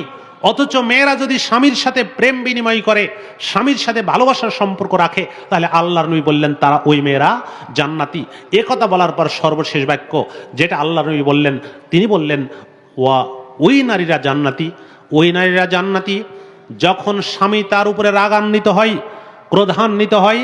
স্বামী যদি ক্রোধান্বিত হয়, তার উপরে রাগান্বিত হয়, সঙ্গে সঙ্গে স্বামীর কাছে চলে আসে, এসে স্বামীর হাতে হাত রাখে, রেখে স্বামীকে বলে, স্বামী লা আদুকু কমাদান হাত্তা তারদা, স্বামী আপনি আমার প্রতি সন্তুষ্ট না হলে আমি কেঁদে কেঁদে না খেয়ে না ঘুমিয়ে মারা যাব।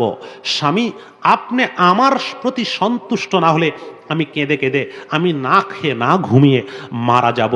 যদি কোনো নারী স্বামীর রাগান্বিত হলে এ কথা বলতে পারে, তাহলে বলার সাথে সাথে স্বামীর হাতে হাত রাখার সাথে সাথে ওই নারীর নাম জান্নাতীদের খাতায় লিপিবদ্ধ হয়ে যায়। সুবহানাল্লাহ। পারবেন হে মা বোনেরা? হে মা বোনেরা, পারবেন? আপনি আপনার স্বামীর হাতে হাত রেখে বলবেন, স্বামী যদি আপনি আমাকে ক্ষমা না করেন আমি না খেয়ে না ঘুমিয়ে মারা যাব। এ কথা বলার সাথে সাথে ওই মেয়ের নাম জান্নাতীদের খাতায় লিপিবদ্ধ হয়ে যায়। দেখেন তো, একটা মেয়ে একটা স্বামীকে কিভাবে বলতে পারে, কিভাবে সান্ত্বনা দিতে পারে। একটা সহিহুল বুখারীর একটা হাদিসের গল্প আপনাকে শোনাই। সহিহ বুখারীর হাদিসের একটা গল্প আপনাকে ছোট্ট একটা শোনাই। 5470 নম্বর হাদিস বুখারীর। রাসূলুল্লাহ সাল্লাল্লাহু আলাইহি ওয়াসাল্লামের সাহাবীর নাম আবু তালহা। তার একটা ছোট্ট ছেলে বাড়িতে অসুস্থ ছেলেটাকে রেখে সে বাহিরে চলে গেছে।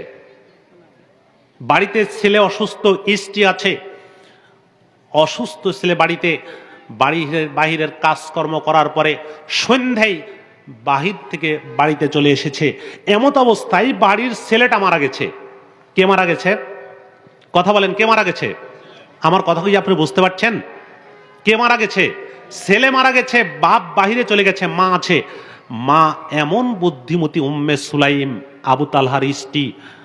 বাপ আমাদের দিকে একটা কথা বলে বাংলাদেশে, আমাদের রাজশাহীর বাগমারার ভাষায় বলছে, যদি ছেলে মেয়ে মারা যায় তাহলে বাপ কাঁদতে পারে না, মা চিৎকার করে কাঁদে। বাপের কলিজায় ফুটা হয়ে যায়, বাপ গুমরে গুমরে কেঁদে কেঁদে, তুষের আগুন বাপের বুকে জ্বলে, বাপ চিৎকার করে কাঁদতে পারে না, বাপের কলিজায় ফুটা হয়ে যায়। এটা প্রচলিত কথা। মূলত বাপ গুমরে গুমরে ভিতরে কাঁদতে কাঁদতে অস্থির হয়ে যান, বাপ বুক ফুটে কাঁদতে পারেন না। আবু তালহা রাদিয়াল্লাহু আনহু, ছেলে মারা গেছেন, তার স্ত্রী এমন বুদ্ধিমতী, এমন সতী, এমন স্বামীকে সান্ত্বনা দানকারিণী স্ত্রী। এবার বাড়ির সব লোকজনকে বলছে, এই শোনো, আমার ছেলে মারা গেছে, আমার স্বামী বাহিরে গেছে, এ খবর দেওয়ার দায়িত্ব আমার, তোমরা কেউ কিছু বলবে না। কে বলছেন? স্ত্রী বলছেন, আবু তালহা বাড়ির বাইরে কাজ করে এবার বাড়িতে চলে এসেছেন। বাড়িতে ঢোকার পরে এবার তার স্ত্রীকে জিজ্ঞেস করছেন, এই আমার ছেলেটা কেমন আছে? তখন তার বুদ্ধিমতী স্ত্রী উম্মে সুলাইম তার স্বামীকে বলছেন, আবু তালহাকে বলছেন, হে আমার স্বামী, তোমার ছেলে আমার ছেলে আগে যে অবস্থায় ছিল তার চাইতে এখন শান্ত আছে। কেননা অসুস্থ ছিল, অসুস্থ হলে রোগ বালায় ছটফট করে জ্বালা যন্ত্রণা করে, তাই না? অসুস্থ রোগ বালায় জ্বালা যন্ত্রণা করে, ছটফট করে, কান্নাকাটি করে, কিন্তু মরে যাওয়ার পরে ও কি আর ওই যন্ত্রণা থাকে? তার আর থাকে না। ছেলেটা মারা গেছে, তার স্ত্রী তার স্বামীকে বলছে, স্বামী, আবু তালহা আপনার ছেলে আগের অবস্থার চাইতে এখন একটু শান্ত আছে। এবার আবু তালহার জন্য তিনি যথাযথ খাদ্য পরিবেশন করেছেন, খাবার দিয়েছেন, নিজেকে গত দিনের চাইতে, গত সময়ের চাইতে আরো সুন্দরভাবে সাজিয়েছেন। স্ত্রী সাজানোর পরে এবার দুইজনে ঘরে চলে গেছেন। ঘরে যাওয়ার পরে উত্তমভাবে তাদের মধ্যে সুসম্পর্ক বাস্তবায়িত হয়েছে। স্বামী স্ত্রীর সুসম্পর্ক বাস্তবায়ন হওয়ার পরে এবার তার স্বামীকে তার স্ত্রী বলছেন, হে আমার স্বামী আবু তালহা, বলেন তো আপনার কাছে যদি কেউ কোনো আমানত গচ্ছিত রাখে, এই আমানত যদি কেউ ফেরত চাই, আপনি কি আমানত ধরে রাখবেন না তাকে ফেরত দিবেন? দেখেন স্ত্রী কত বড় বুদ্ধিমতী, কত বড় সান্ত্বনা দানকারিনী। আবু তালহা তার স্ত্রীকে বলছেন, হ্যাঁ, আমার কাছে যদি কেউ আমানত রাখে, টাকা পয়সা অন্য কিছু, তাহলে কেউ চাইলে সঙ্গে সঙ্গে আমি তাকে কি করব? ফেরত দিয়ে দিব। বলার পরে এবার স্বামীকে তার স্ত্রী বলছেন, হে আবু তালহা, মনে রাখবেন আল্লাহ আমাদেরকে একটা সন্তান দিয়েছিলেন, একটা ছেলে দিয়েছিলেন। আমাদের ছেলেকে আল্লাহ নিয়ে চলে গেছেন, মারা গেছেন। ইন্না লিল্লাহি ওয়া ইন্না ইলাইহি রাজিউন। এ কথা শোনার পরে আবু তালহা হাই হাই করতে লাগলেন, হাই হাই, আমার ছেলে মারা গেছে, তুমি আমাকে কিছুই জানাইলে না, তুমি আমাকে কিছুই বলনি, আমাদের কলিজার টুকরা ছেলেটা মারা গেছে। যাই হোক, তারা আল্লাহর কাছে ছেলের জন্য দোয়া করলেন, আল্লাহর কাছে দোয়া করলেন ছেলের জন্য।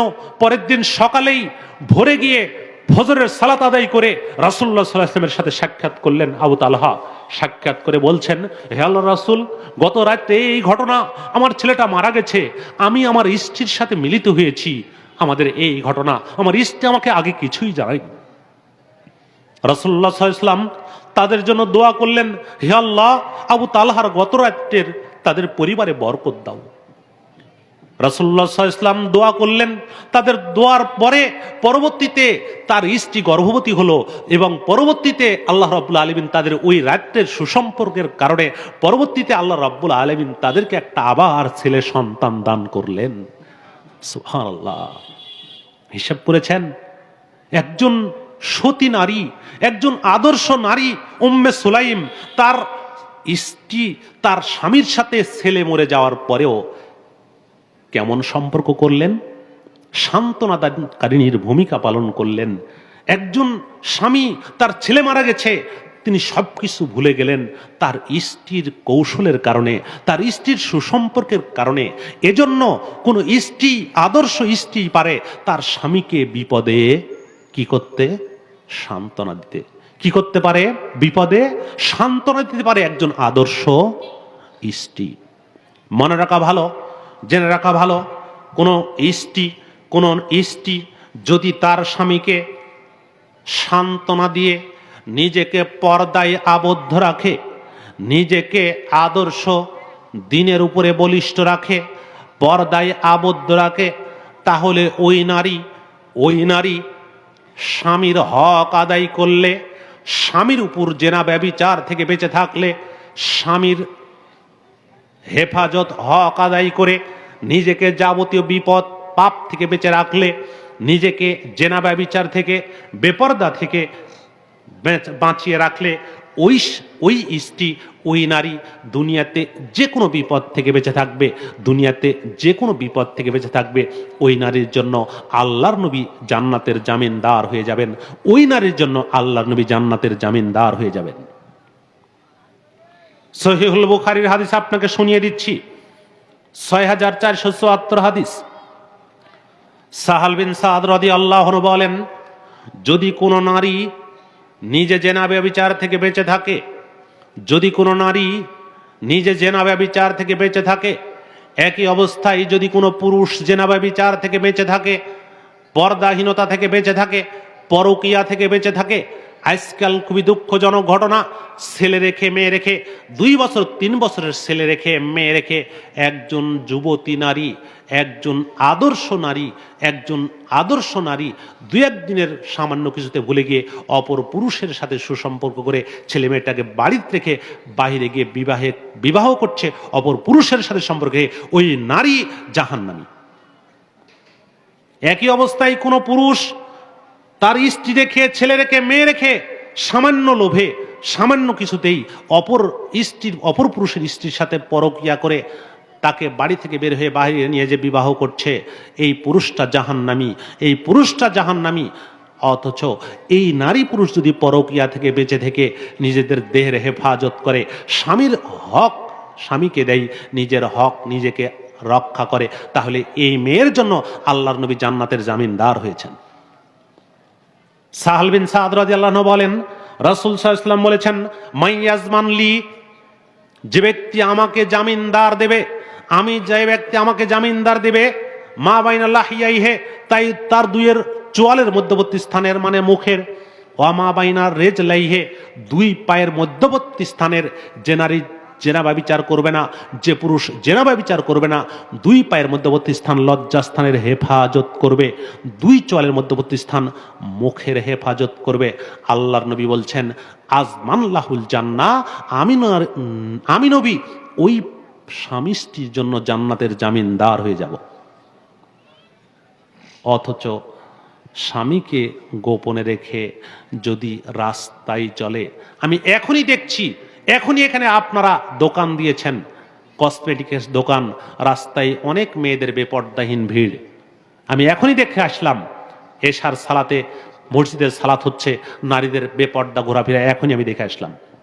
ওই সকল মেয়েদেরকে বলছি, ওই সকল মা বোনদেরকে বলছি, আপনাদের এই পর্দাহীনতা ঘোরাফেরা বন্ধ করুন। এখনো সমাজে অনেক মেয়ে আছে যারা নিজেদেরকে বেপর্দায় ঘোরাফেরা তো দূরের কথা, নিজেদের কাপড় যদি অপর পুরুষ দেখে, শুকাতে দেখা কাপড়, ওই কাপড় না পুড়িয়ে সে জাল দিয়ে পুড়িয়ে ফেলবে। এখনো অনেক মেয়ে বাংলাদেশে আছে যারা নিজেদের ঘোরাফেরা খোলামেলা দেখা তো দূরের কথা, নিজেদের কাপড় পর্যন্ত শুকাতে অন্য মেয়েরা পুরুষ দেখতে লজ্জাবোধ করেন। মনে রাখা ভালো, অবশ্যই আপনি পুরুষ, আপনার মধ্যে যদি পুরুষত্ব থাকে, তাহলে রাস্তায় যদি একটা মেয়ের কাপড় শুকাতে দেওয়া থাকে, ওটা দেখলে আপনার ভিতরে উল্টাপাল্টা শুরু হয়ে যাবে। ওই মেয়েটা জাহান্নামী হবে, মেয়েটা জেনার পাপী হবে, যে মেয়েটা রাস্তায় কাপড় শুকায়। নিজের চেহারা ঘোরা তো দূরের কথা, যে মেয়েটা রাস্তায় কাপড় শুকায়, মেয়েদের রাস্তা ঘোরাবে তো দূরের কথা, মেয়েদের রাস্তায় কাপড় শুকানো নিষেধ। আবু হুরায়রা রাদিয়াল্লাহু আনহু বলেন, রাসূল সাল্লাল্লাহু আলাইহি ওয়াসাল্লাম বলেছেন, আমি শেষের দিকে চলে এসেছি, রাসূলুল্লাহ সাল্লাল্লাহু আলাইহি ওয়াসাল্লাম বলেছেন, সেনফানি মিন আহলিন নার, 2 শ্রেণীর মানুষ জাহান্নামী, লাম আরাহুমা, ওদেরকে আমি এখনো দেখিনি। ওর মধ্যে কারা? ওর মধ্যে তারাই রয়েছে, তার মধ্যে 1 শ্রেণী, নেসাউন, মহিলা, কাসিয়াতুন, পোশাক পরিহিতা, আরিয়াতুন, উলঙ্গ। নেসাউন, মহিলা, কাসিয়াতুন, পোশাক পরিহিতা, আরিয়াতুন, উলঙ্গ, রুসুন্না কাসনিমাতিল বুকতিল মাইলা, ওদের মাথা হচ্ছে উটের কুঁজের মতো উঁচু লম্বা। মুমিলাতুন মাইলাতুন, ওরা অপর পুরুষকে নিজের দিকে আকৃষ্টকারিণী, নিজেরাও অপর পুরুষের দিকে আকৃষ্ট।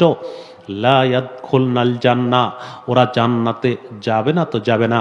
ওয়ালা ইয়াজিদনা রিহাহা, জান্নাতের গন্ধ পর্যন্ত পাবে না। ওয়ালাউ ইউজাদু মিন মাসিরাতে কাযা ওয়া কাযা, যদিও জান্নাতের গন্ধ এত দূর থেকে পাওয়া যায়, যদিও জান্নাতের গন্ধ এত দূর থেকে পাওয়া যায়, এরপরেও ওই সকল মেয়েরা 500 বছরের দূর থেকে জান্নাতের গন্ধ পাওয়া যায়। যে মেয়ে পর্দাহীন, যে মেয়ে বেপর্দা, যে মেয়ে মশারির মতো পোশাক পরে, যে মেয়ে রাস্তায় চলে মানুষকে হেলে দুলে বুক ফুলিয়ে, যে মেয়ে রাস্তায় চলে পোশাক পরে পোশাক পরে মানুষকে দেখানোর জন্য, যে মেয়ে রাস্তায় চলে গলায় হার পরে হাতে চুড়ি পরে পুরুষকে দেখানোর জন্য, ওই মেয়েরা জান্নাতে যাবে না তো যাবে না, জান্নাতের গন্ধ পর্যন্ত পাবে না। রাসূল সাল্লাল্লাহু আলাইহি ওয়াসাল্লাম বলেছেন, যদি কোনো মেয়ে সুগন্ধি মেখে রাস্তায় চলে, যদি কোনো মেয়ে সুগন্ধি মেখে রাস্তায় চলে, সুগন্ধি যদি অপর পুরুষ শুঁকবে, দেখবে, জানবে, এটা ইচ্ছা করে, ওই মেয়েটা জেনাকারিনীর পাপে পাপিষ্ঠা হবে। নাউজুবিল্লাহ। অতএব আমরা শেষের পথে চলে এসেছি। আপনাদের অনুরোধ জানাবো, অবশ্যই আমাদের হরগ্রামের মেয়েরা, হরগ্রামের মায়েরা, তারা আদর্শ মা, তারা আদর্শ মেয়ে। এই গ্রামের অনেক মহিলা মারা গেছেন যারা অনেক দিনদার ছিলেন, পর্দানশীল ছিলেন, তারা অনেক ভালো ছিলেন। হরগ্রাম আহলে হাদিসের গ্রাম, হরগ্রামের যুব সংঘেরা, আহলে হাদিসের যুব সংঘ এই গ্রামে তারা আয়োজন করেছে দিনী ইসলাম জালসার। সুতরাং আমরা তাদেরকে মোবারকবাদ জানাচ্ছি, ধন্যবাদ জানাচ্ছি।